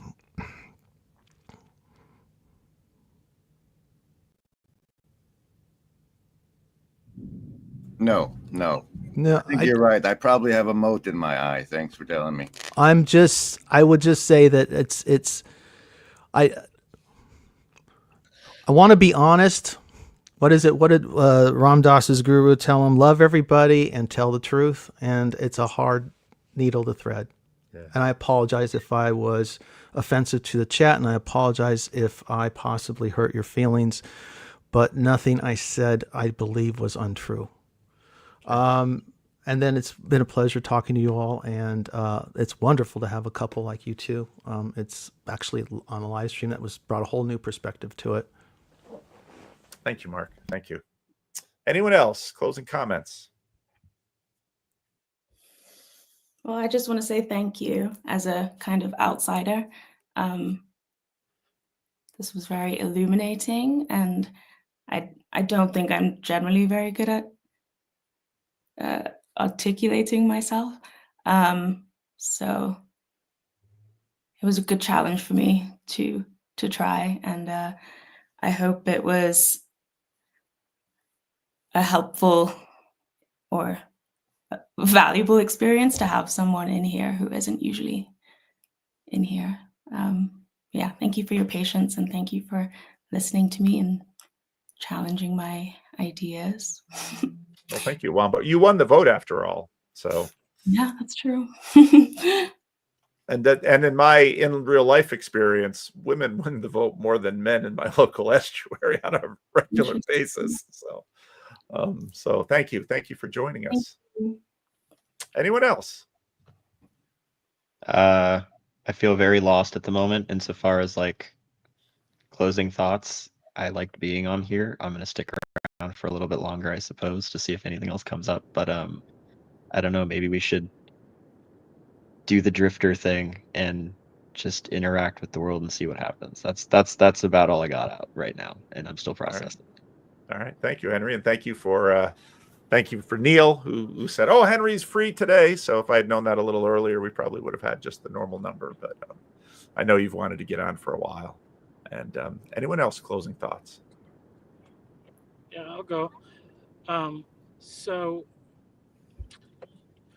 I think the thing kind of started off about thinking about that messaging of fear, and to address what Mark is saying, like, I absolutely do not want any future Robert Morrises. And it's interesting to me how, like, the fear, a lot of the thing that motivates fear is the loss of rights and privileges and even things like privacy. And I think one of the things that's working with this corner is the level of transparency.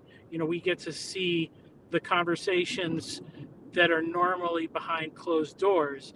This is how we know what Paul is doing as a pastor. And if it means giving up rights and freedoms and privacy to give people to rebuild trust, then I think Christians should be the first to adopt that. So maybe that means, like, becoming a pastor means you're going to have a 24-hour live stream of everything you do or something, you know. I mean, if that's the level that is necessary to be, you know, because as trust erodes, then, you know, that may happen. And I think that if we don't steward the rights and privileges and things that we have, then we shouldn't be surprised if God allows them to be taken away from us involuntarily. Mm-hmm. Mm-hmm. All right. Thank you, Michael. Go ahead, Adam. Yeah, so as far as a closing statement, I'm going to make a claim, and it's hard to say this is true because I usually listen to everything at 2x speed. But this conversation was a lot more contemplative than the estuaries I usually listen to. And what I felt was happening, and I should really only speak for myself, but I felt there was a lot more sensing going on than actual sense making. And I think that's a beautiful and good thing, and that harkens back to Womboy's initial pitch. So the fact that six, you guys aren't all strangers, but we certainly are, or semi-strangers, we may have a parasocial relationship, but can enter into a space and collectively sense without rushing into the mode of, you know, we're going to propositionally delineate the next steps, and instead try to just, I guess when we were getting at this distinction between father and guide, there's something about what to do versus who to be. And I think there's that dichotomy has some congruency to this difference between sensing and sense making. And that's just the general vibe of the takeaway for me right now. Okay. All right. Thank you, Adam. Grizz, did you give a summary? No, but I have closing thoughts. I don't know if it counts as a summary. I don't know how much longer we're going to enjoy the freedoms of free expression that we currently do in this country, particularly if the digital IDs come in. And so I'd just like to remind everyone of the seriousness of our situation and the opportunities that we do have now with regards to AI slap videos on TikTok. All right. Thank you, Grizz. All right. I'd like to thank all of the people who signed up, and what a treat again for the first timers, for Adam and Womboy. I didn't even know that you guys were married when you signed up. There's just 2 slots on 2 new names. And what time is it in Hawaii? We're actually in Nairobi right now. So what time is it in Nairobi? What time is it? It is 9:49 p.m. Oh, okay. Not too bad. Not too bad. Well, it was a pleasure. I'm so glad that you guys grabbed a slot and came in. And Henry, glad that you came in as well and got a chance to talk a little bit. And if any of you have to leave, you can just drop out as you please as I open up the estuary floodgates here. And we have people waiting to come in. And all right. And guys, look at Matt T. He's, you know, looks like a Sergeant Slaughter, for those of you who know old wrestling terms. I know G.I. Joe. So somebody's got some. Stop the echo. Stop it. Who's got an echo? Turn off the other browser. All right. Ramfy, you're first. What do you have to say? Great conversation. Geez, there's so many places to jump in. Where do I start? I want to first start with Adam. Great question. I think it was a great question you asked Henry about ontology and how to reinterpret it, how to translate, essentially, when you're out in the world. When I think of that, I think of how destabilized I feel right now in this year, given my relationship to Christianity and everything that's happened. I'm so new to this. So I'm very conscious right now, self-conscious that everything that I say is possibly wrong. So I'm scared as I speak. It's almost like I'm in the metaphor that I'm pulling back the bow right now in the arrow, and I'm pulling it back and I'm trying to calibrate my aim. And that's where the other thing I'd want to jump in is the war metaphor that we use. And I understand Mark. Hi, Mark. I don't know. I think that's appropriate at one level of analysis, but me thinking about this, another metaphor that I've been playing with is disease.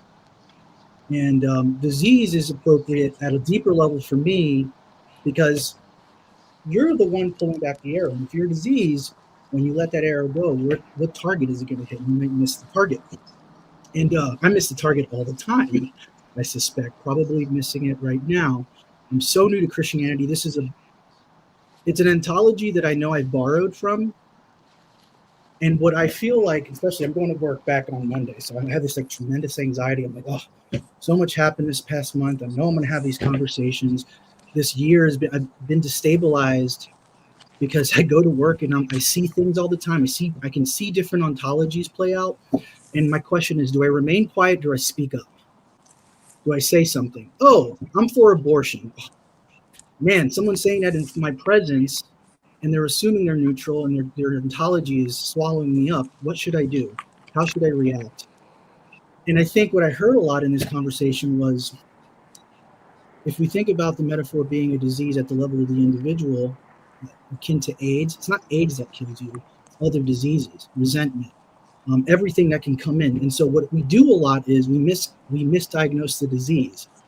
And what I'm working so hard on is to catch up.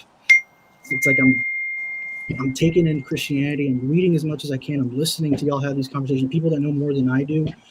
And, how do I interact in the world? So for me, it's like recognizing different ontologies. And in some way, what I think y'all are getting at is, how do you translate in such a way? How do you translate between ontology? Like, so I'll use an example maybe. So I have a friend at work who's Jewish. And for the last couple of years, obviously since October 7th, there's been this constant dialogue. And it kind of came to a head this year for various reasons. Part of it was my, Catholicism and coming into Christianity and me thinking about how I feel about that. And we're having a conversation and I'm noticing it's getting more and more heated. And he finally said it. You're part of the problem. And I was like, ooh. What do I do? So he said I was part of the problem. And so it was interesting because what I did was I stayed quiet, and my initial reaction was to thank him. I respect that he said that. That's a true relationship. He actually opened up to me, and it was his reaction was super interesting. We make a joke about it now, but what he did by doing that is that he kind of gave me the ability. I'm like, well, okay, I hear you. I won't. And it kind of gave me an ability. All right, he has an ontology that he's in. It gave me an opportunity to embody mine, which was not to fight back in such a way where we get into a negative feedback loop and the relationship is lost and there's no reconciliation or forgiveness. And so I think again, I'm probably missing the mark here horribly, but I think there's the metaphor here of disease, and war is still necessary, but the disease that everyone has is something that needs to be contended with. So I think this is, again, excellent conversation. And Adam, great question. So thank you. All right, Ranfi, any comments on Ranfi's thoughts? I think the tension of like, when should I say, what should I say, is kind of at the heart of like the living in the different worlds thing. And I find more often than not, given the space, it is kind of just best. Maybe this is weird, just to kind of smile and nod and be like, all right, and maybe probe those questions at best, rather than, I don't know, that's the way I operate. So Henry, that's interesting. So I thought about that, and I think about humility. I'm nervous between false humility of not saying anything out of fear, and then maybe genuine humility. And this is the way I would conceptualize it. I may be missing the mark, but genuine humility of standing firm in what you believe in your ontology without invading someone else, because the ontology isn't yours, it's God's. So how do you translate that? How do you witness? How do you gesture? I'm afraid of being a coward, but I'm also afraid of being a know-it-all, which that's probably a bigger propensity of mine. But so yeah, it's hard for me at that level how to delineate. Am I being a coward right now, and it's a false humility, or what someone else thinks is what someone else thinks. What someone else says is what someone else says. Mm-hmm. What someone else thinks of you is what someone else thinks of you. It doesn't change who you are necessarily, and so you respond. I mean, I have people all the time tell me things, and it's like, okay, that's what they think. That's what they think of me. That's what they think of the world. It's okay. My command is love your neighbor all the way up to and including your enemy. And so then the question is, how do I love this person in this context right now? In most cases, you're not going to people who think that a paragraph or a page or an hour of talking at them is somehow going to change their worldview. That's not how human beings work.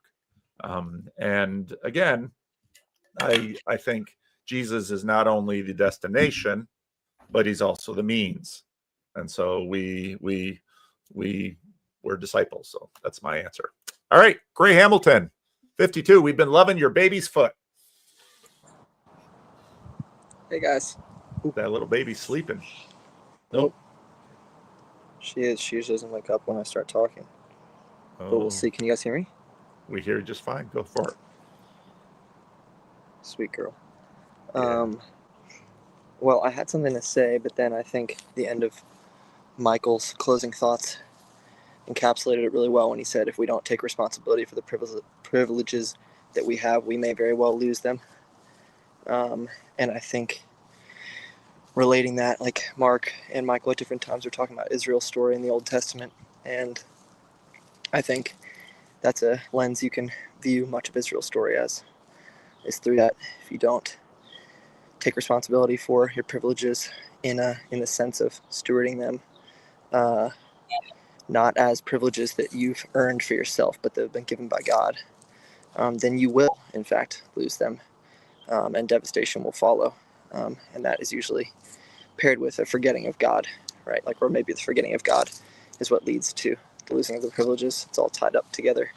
But I think, in relating, I don't, for some reason, not just me, but we've all found ourselves continually circling around this whole war frame thing, and I don't want to be too tied to it. I know that my conversations with Jordan and then Jordan and Annie have centered, that I kind of came into the corner with, have centered around using that frame because I think it's useful, and Jordan certainly does. But hey, one sec. I think the place I've found myself is, rather than viewing myself as a warrior, viewing myself as a protector. And maybe those are the same thing, or two different words for the same thing. But when I think of, Mark, for instance, the Spartans, I don't necessarily think of the Spartans just as people who only think about killing and dominating. I think of the Spartans as people who have wives and daughters to protect, and they want to take responsibility for the privilege of being fathers, such that they find themselves in a position where they have to defend that. And again, you could use the word warrior, you could use the word protector.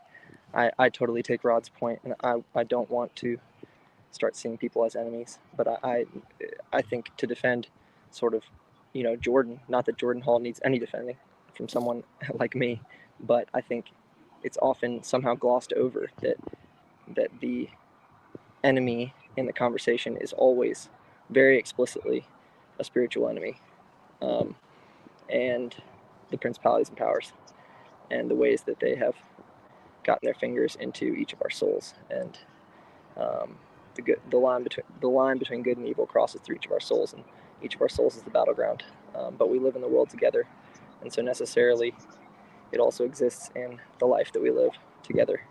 And so, yeah, I don't know if there's a specific point that I want to make, but I just wanted to explicate some of that because I think Michael said it really well with that one-liner, but that's kind of what it made me think of. So thanks, guys. I got to go. Great. Thank you, Gray. All right, Matt C. Why did you jump in here, Matt? Sergeant Slaughter. How's my audio, by the way? Sound good? Yeah. There he is. We need a dark Mark Parker. I love those glasses, Mark. So Mark understands these things better than any of us.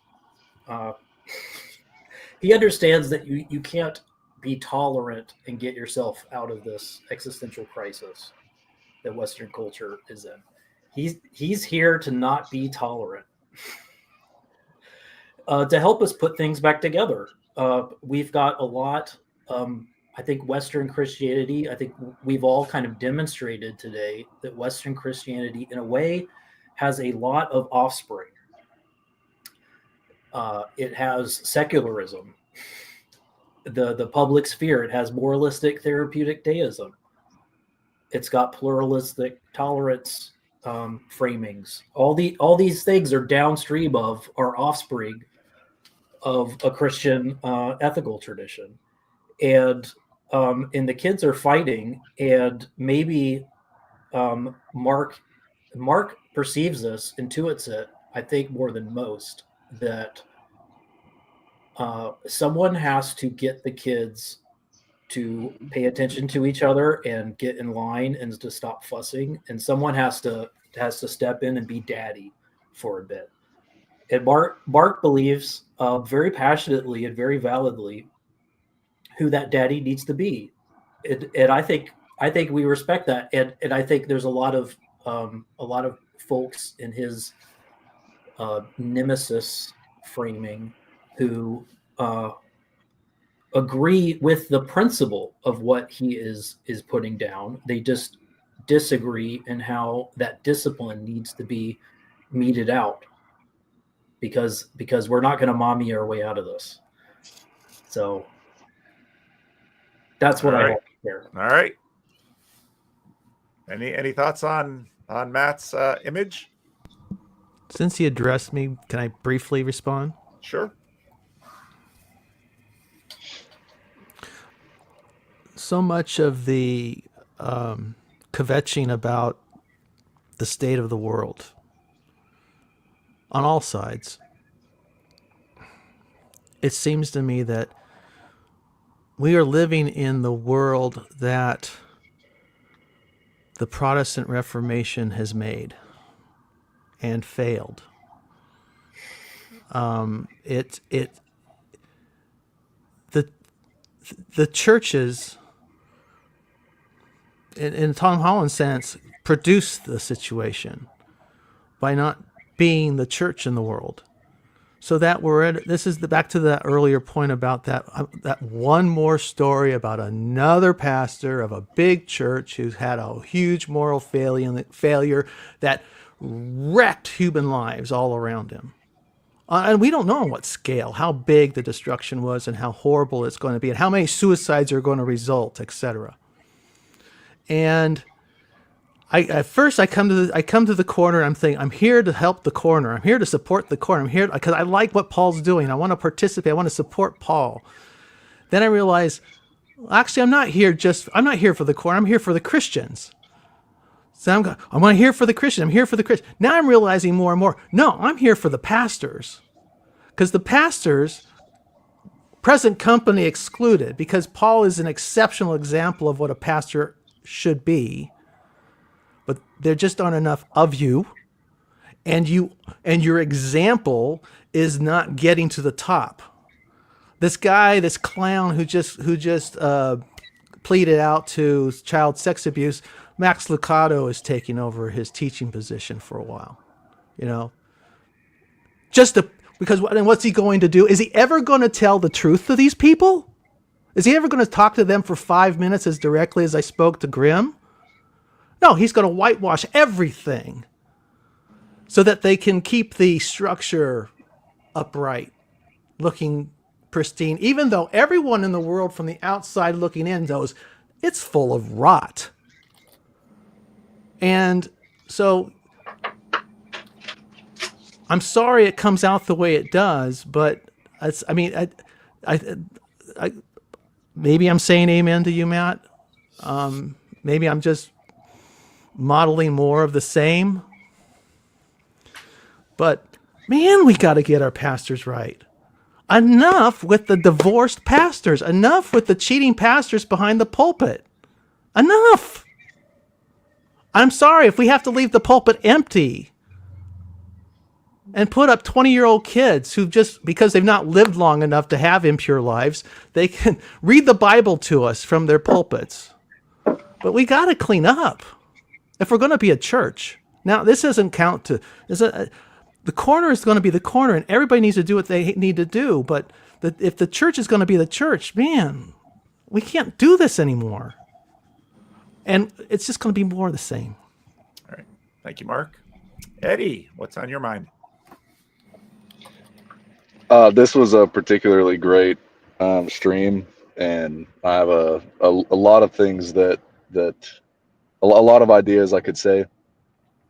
I want to ask, is it not the case that war is very much a deep part of the Christian ontology?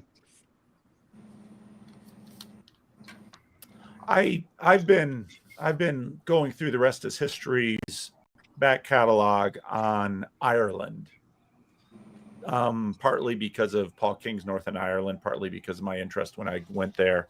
And they have a lot of videos on what led to the nation of Ireland versus Northern Ireland. And that has been, that sort of rose to the top not too long ago with the Troubles.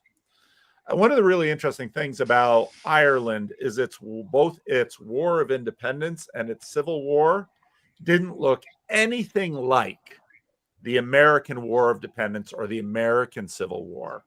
It's really interesting because, and now I'm getting a better understanding of when people keep talking about Civil War or war, and, we've talked about fifth generational warfare. That word for me is less tied to images of, let's say, probably the one that it was tied to growing up, which was the Second World War. And then, of course, there was the Forgotten War, which is Korea, and then the Vietnam War. So I don't know. I don't know that. And of course, the images of war from the Bible, if you sort of look at them in context too, it's kind of hard to think about conflict that's sort of in all of its dimensionality. So, and you get this sort of with the sense of jihad in Islam, because there's an internal jihad where, they're supposed to war. In Christianity, we call that mortification. And then, when buildings blow up, they call that jihad. And then when Iran and Iraq fight each other, they call that. So we're trying to get a handle on words here. And I think part of what makes it was so interesting, because Mark, I banished a person from your chat because she just kept coming through, and I keep trying to swat how she's come through. And I don't want to ban her, but she just uses the thing to promote, she just does what she does.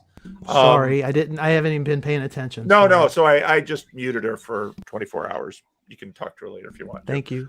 But she was the only one commenting at your stream except for Jan God. Sorry, Jan God, he wanted to engage her. But we're trying to get this question of, Mark obviously today feels very passionate about the protection of children in church and the witness of church. And Grizz feels very passionate about the protection of the womb. And so we have all of these images about what is stopping. And behind all this is all these interesting corner conversations about universalism. And so part of what we're wrestling with is, okay, what do we do with evil? And can we kill it? And I think one of my pet images of the Noah's flood is that if God picks the best man in the world and saves him and his family, and in one generation, the world starts heading towards where it was, that really gives credence to Paul's observations and to the Ephesians that we battle not against flesh and blood. And so we want to figure out, and Solzhenitsyn's, it's in all of us.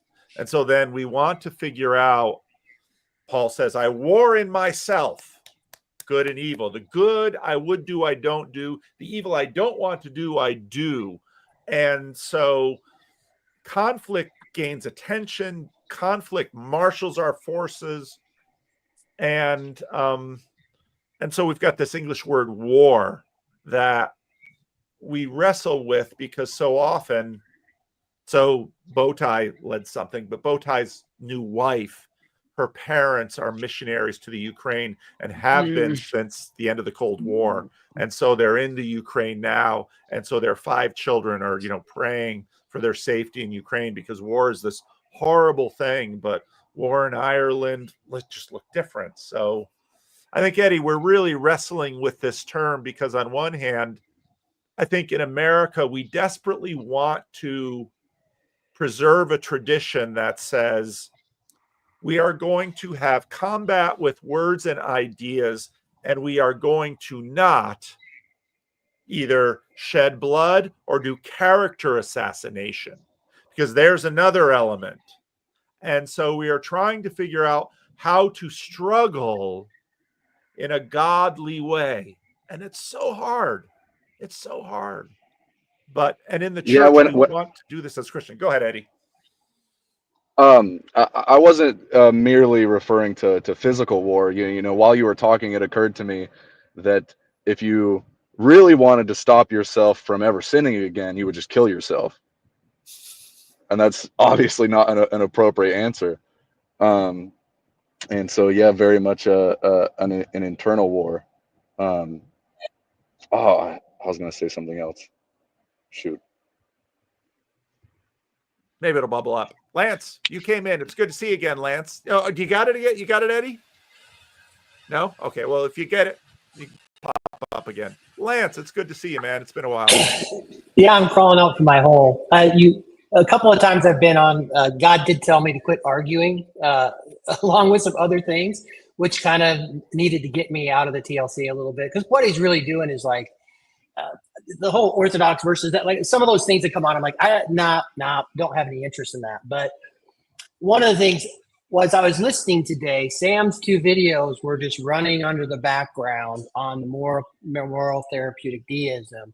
It was just running on the background. And so, I'm trying to struggle with, because for me as an individual, Jesus puts us in attention. Like, yes, we're supposed to love our enemies and pray for those who persecute us. All that stuff is also true. But we're also not doormats, right? Like the turning the other cheek was basically turning the other cheek to the person who had a societal right to slap you, and it was to shame them, to even think about what Martin Luther King did in the civil rights. It was this aggressive nonviolence, but it's like, oh, we know we're going to go out there and you're going to sick the dogs on us, but we're not backing down. Like it's, so, we're not wallflowers. AA says we're not called to be doormats. Like we have to get along with our fellow man and so on and so forth. But as we see, like Sam's prediction at the end, and I think Sam's right. He goes, I expect more polarization because what we're having is you're seeing the split. We've all seen the split that has kind of happened. And, so how do we find our way through that? And, individually, as a man, so I realized I'm on this tension of, I was very angry about the Charlie Kirk assassination immediately.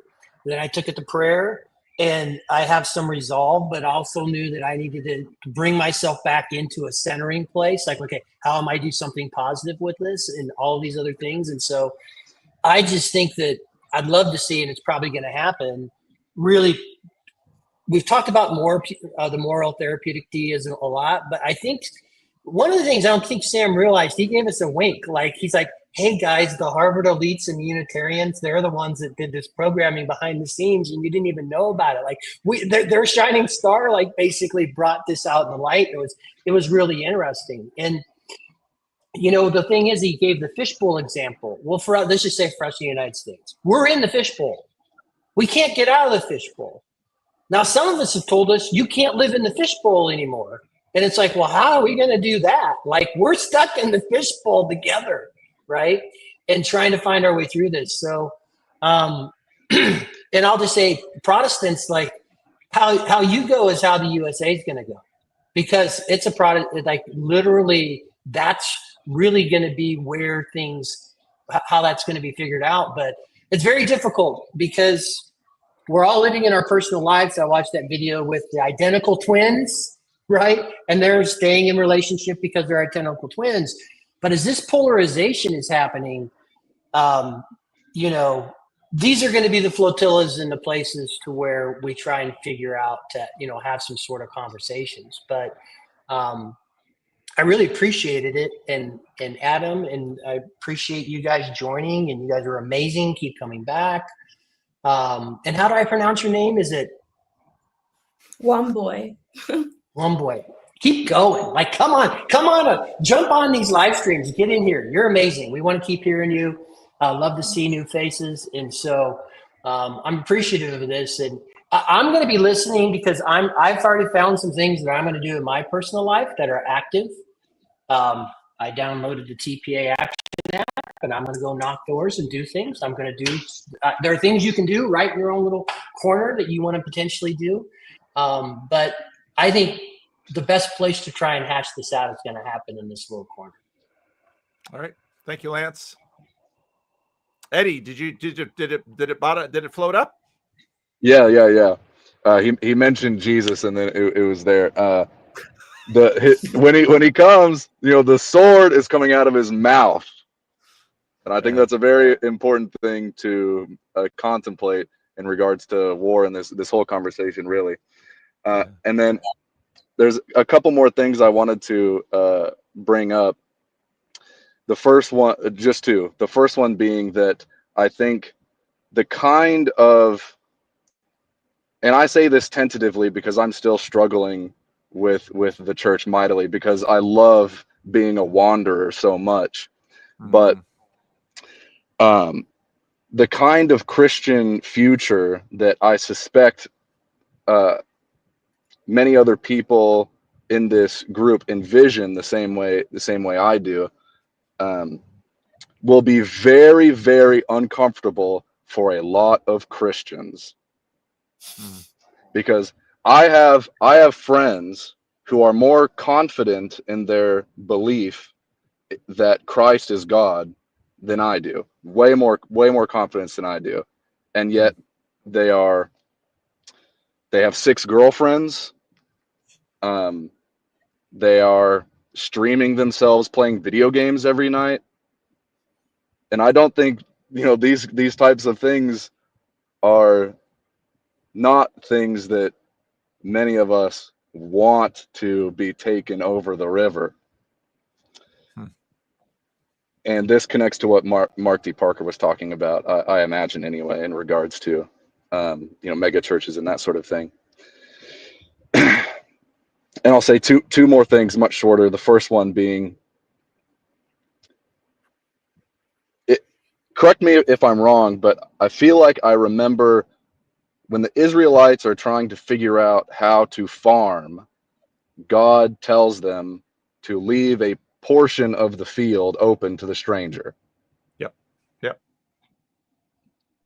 And we immediately understand that in today's world, but I think something to meditate on is that it's a small portion. It's not half, it's a small portion. Yep. The last thing I want to say, and I'll stop yapping, is has anybody seen the movie Silence by Martin Scorsese? I read the book. If anybody wants like a short plot overview, I can do that. But I was thinking about that film a lot when y'all were talking about the relationship between Christianity and the culture. So, all right. Thank you, Eddie. Alan, I like that. I like that trimmed beard. You've got some. Who was the first officer on the Next Generation? Riker. Yeah, he's got some Riker energy going there.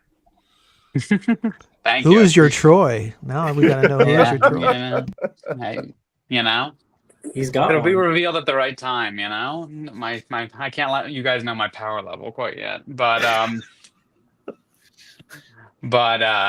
this is a great stream. Enjoyed it. Hey everybody.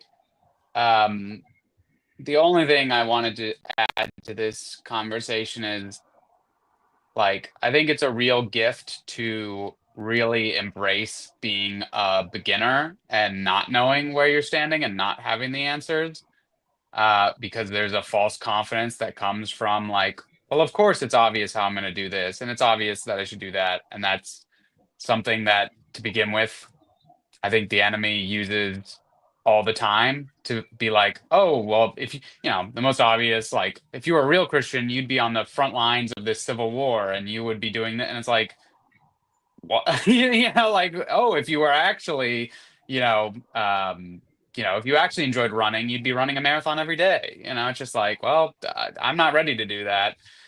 Whereas just like having, so to jump off of that is just, when you're really a beginner, when you don't know how to do things, when you admit, like, oh, I'm really not good at anything. And I think this is where Jordan Peterson and telling young men, he used the Lion King example of when Simba's out in the forest with Timon and Pumbaa, of like, yeah, you're a loser who eats bugs. No one wants to be around you. No one likes you. You suck.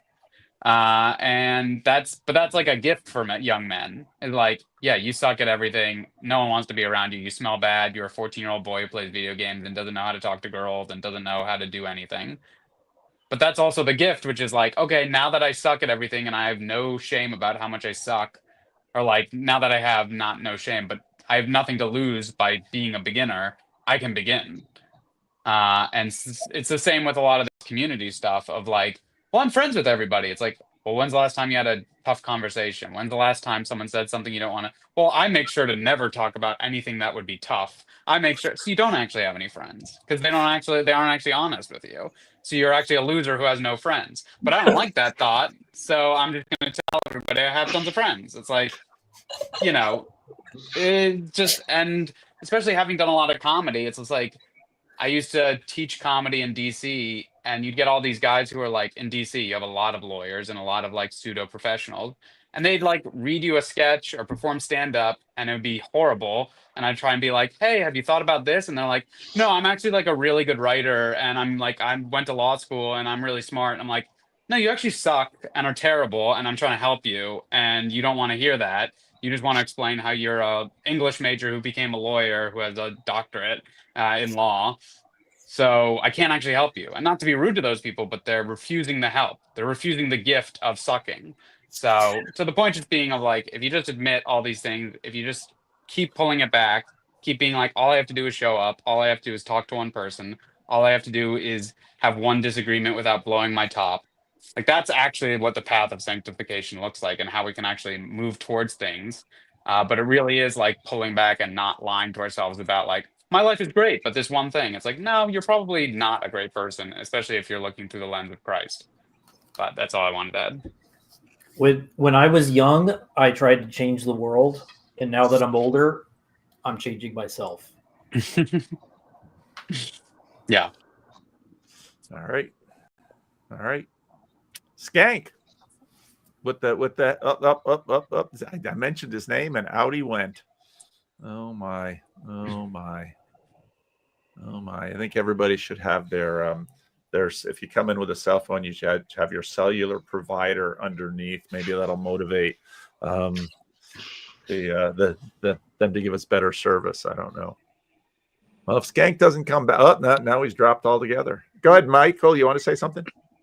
Yeah, so I'll just put this is a weird verse that kind of brings me a strange comfort in a lot of these things, because obviously just so much stuff is like unknowable and all the tragic things or whatever.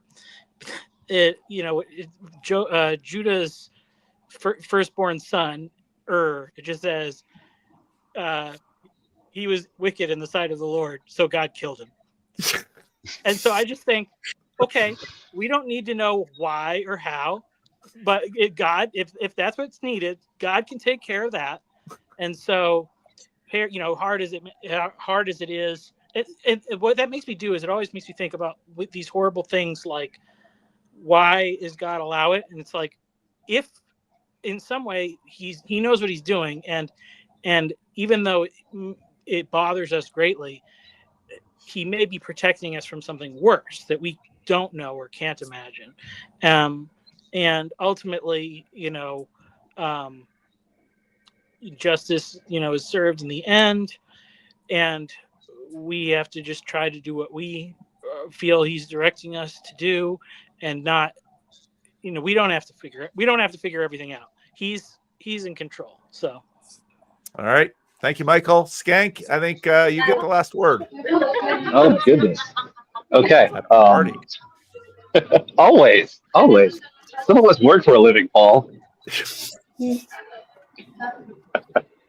And fair warning, I missed almost the entire conversation. It sounded like it was a good one, but it seems like you got pulled up. I kept noticing kind of like the wartime frame popping up a little bit. And I kind of want to tie that into the MTD moralistic therapeutic deism thing, just in the sense of it seems like a lot of folks in the corner get really kind of upset about using that wartime frame, because it's pretty hyperbolic rhetoric that escalates the stakes of whatever potential conflict. But sometimes you got to ask the question, like, are there conflicts that we actually need to be having?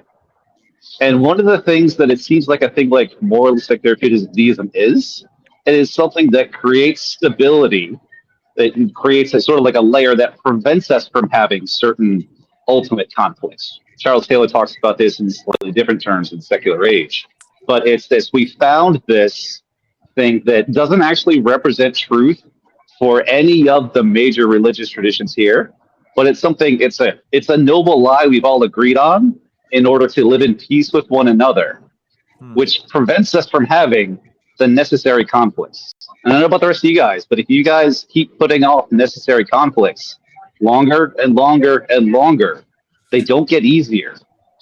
Yeah, that's a good point. That's a really good point. And, Mark has lately been talking a lot about the shortcomings of the church. A lot of shortcomings of the church have to do with conflicts when and where, which gets back to wisdom. And so many of the things where the opponent processing we're trying to do in life has to do with, we need more conflict over here, we need less conflict over there, we need conflict in this way, less in that way, and figuring that out and living that, not easy. So that's a great point, Skank. Thank you. Real quick though, in support of Skank, can I just pitch a little scripture for you, Paul? Sure.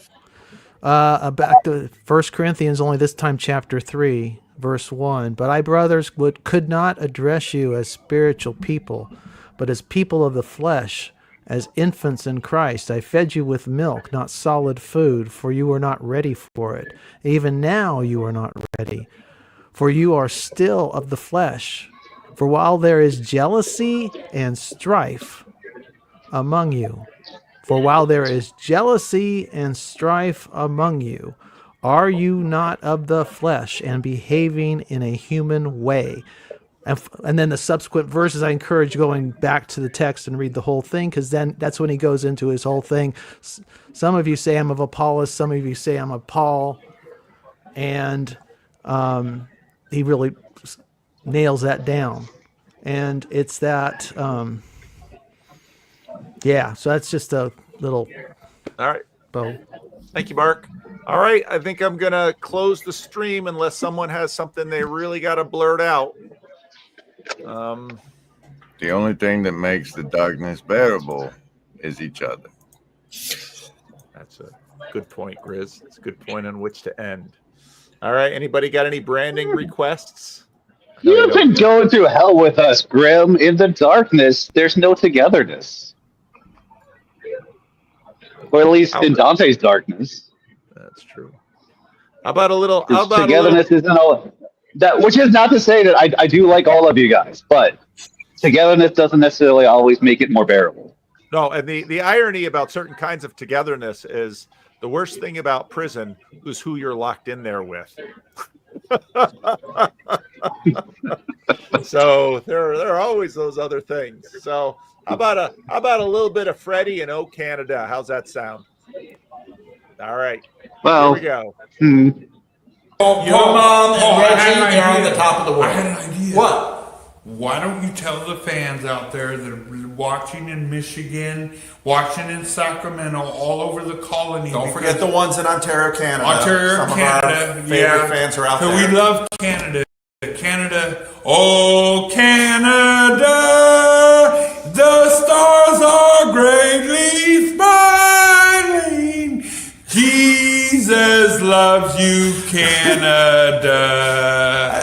All right. Now I'm going to do a little dance. This is a first. We've never had a dance. So here it is. I think you got to lift it up. You think so? I think we see it pretty well. We don't have no music though. We don't have any music. Okay. I don't know what you're going to do now, Fred. I'm just going to bust one. Okay. Did that, huh? You're sure you want me to put this up on YouTube? Yep. Ain't nothing but a G thing, baby. 916, Jesus Christ is lady. He's the man in command, don't you see me? Because Jesus Christ took me away from sin and mercy. Rock the mercy. I love you, Jesus Christ, in every way you come. We three kings of Orient are. Travel gifts, we travel afar. Fields and fountains, lords and mountains, following yonder star. Peace out. We got to do it together. All right, here we go. Thank you. Peace out. Hi, CJ. In other news, Ron Copperman was arrested last night after attempting to reveal secret sacred truths of the TLC to an unknown sociologist. Hold on a second. It's the cops. Oh no. Ron Copperman, minister. I set the alarm off. Oh my God, dude. What's your name, sir? Ron Copperman. Yeah. 18A. TLC authorities have indicated that the Copper Man is being held at an undisclosed facility until he repents of his false prophecy. Back to you, Tim. Ken knew happy, though. Great Ken knew happy, and I can rejoice about that. Rejoice, although this world will devastate you. And rejoice, although this world will penetrate you. And rejoice, although you will not survive. Rejoice, you'll never make it out alive. Excellent rehearsal, gentlemen. And rejoice, your hair, it smells like burning hair. Oh, rejoice, your nails all got chewed off. Oh, rejoice, and holy fuck, you're bleeding there. Oh, rejoice, you burn your whole beard off. Rejoice, despite the fact this world will hurt you. And rejoice despite the fact this world will kill you. And rejoice despite the fact this world will tear you to shreds. Rejoice because you're trying your best. Hey, I love that one. That's gorgeous. Thank you, brother. Wait, who's that brother?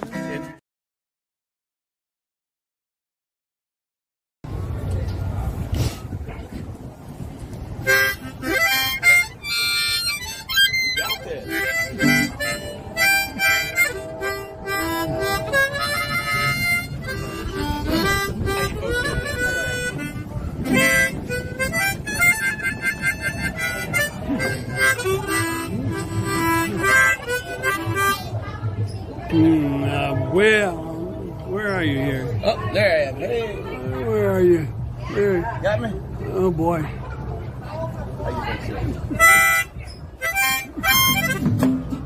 Yeah.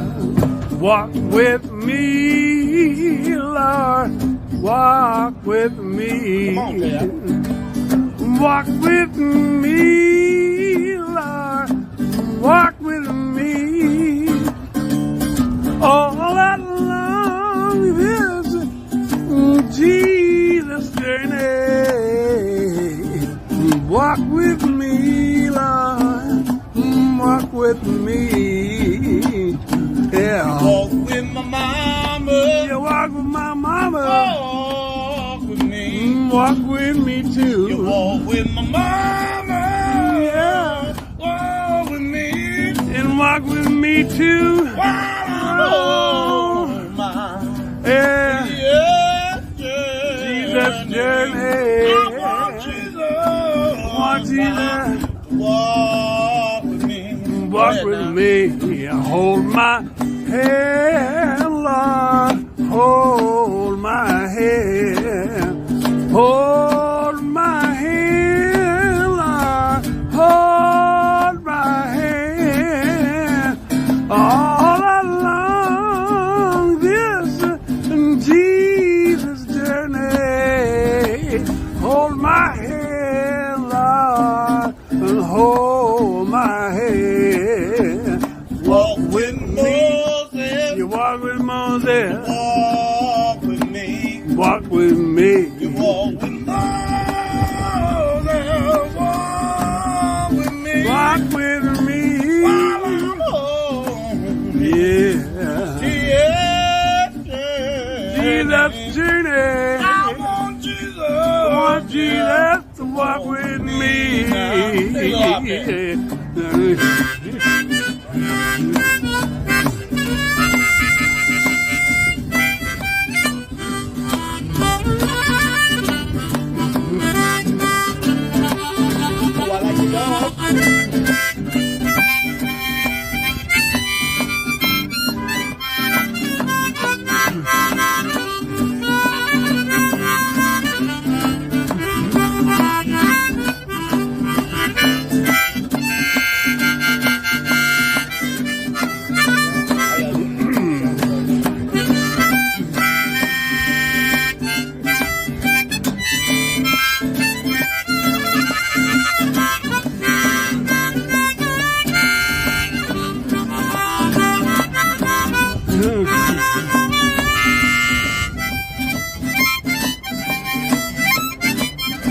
Say, walk with me, Lord. How y'all doing? Walk with me. Walk with me, Lord. Walk with me. Walk with me. I'm on my Yeah, Lord. I want Jesus. I want Jesus to walk with me. To walk with me. Walk with David, a little shepherd boy. Yeah, you made him a great king. I know David shouted for joy. You walked with David, and he's a little shepherd boy. You made him a great king. And David shouted for joy. That's right. Oh, yeah. So walk with me, Lord. Walk with me.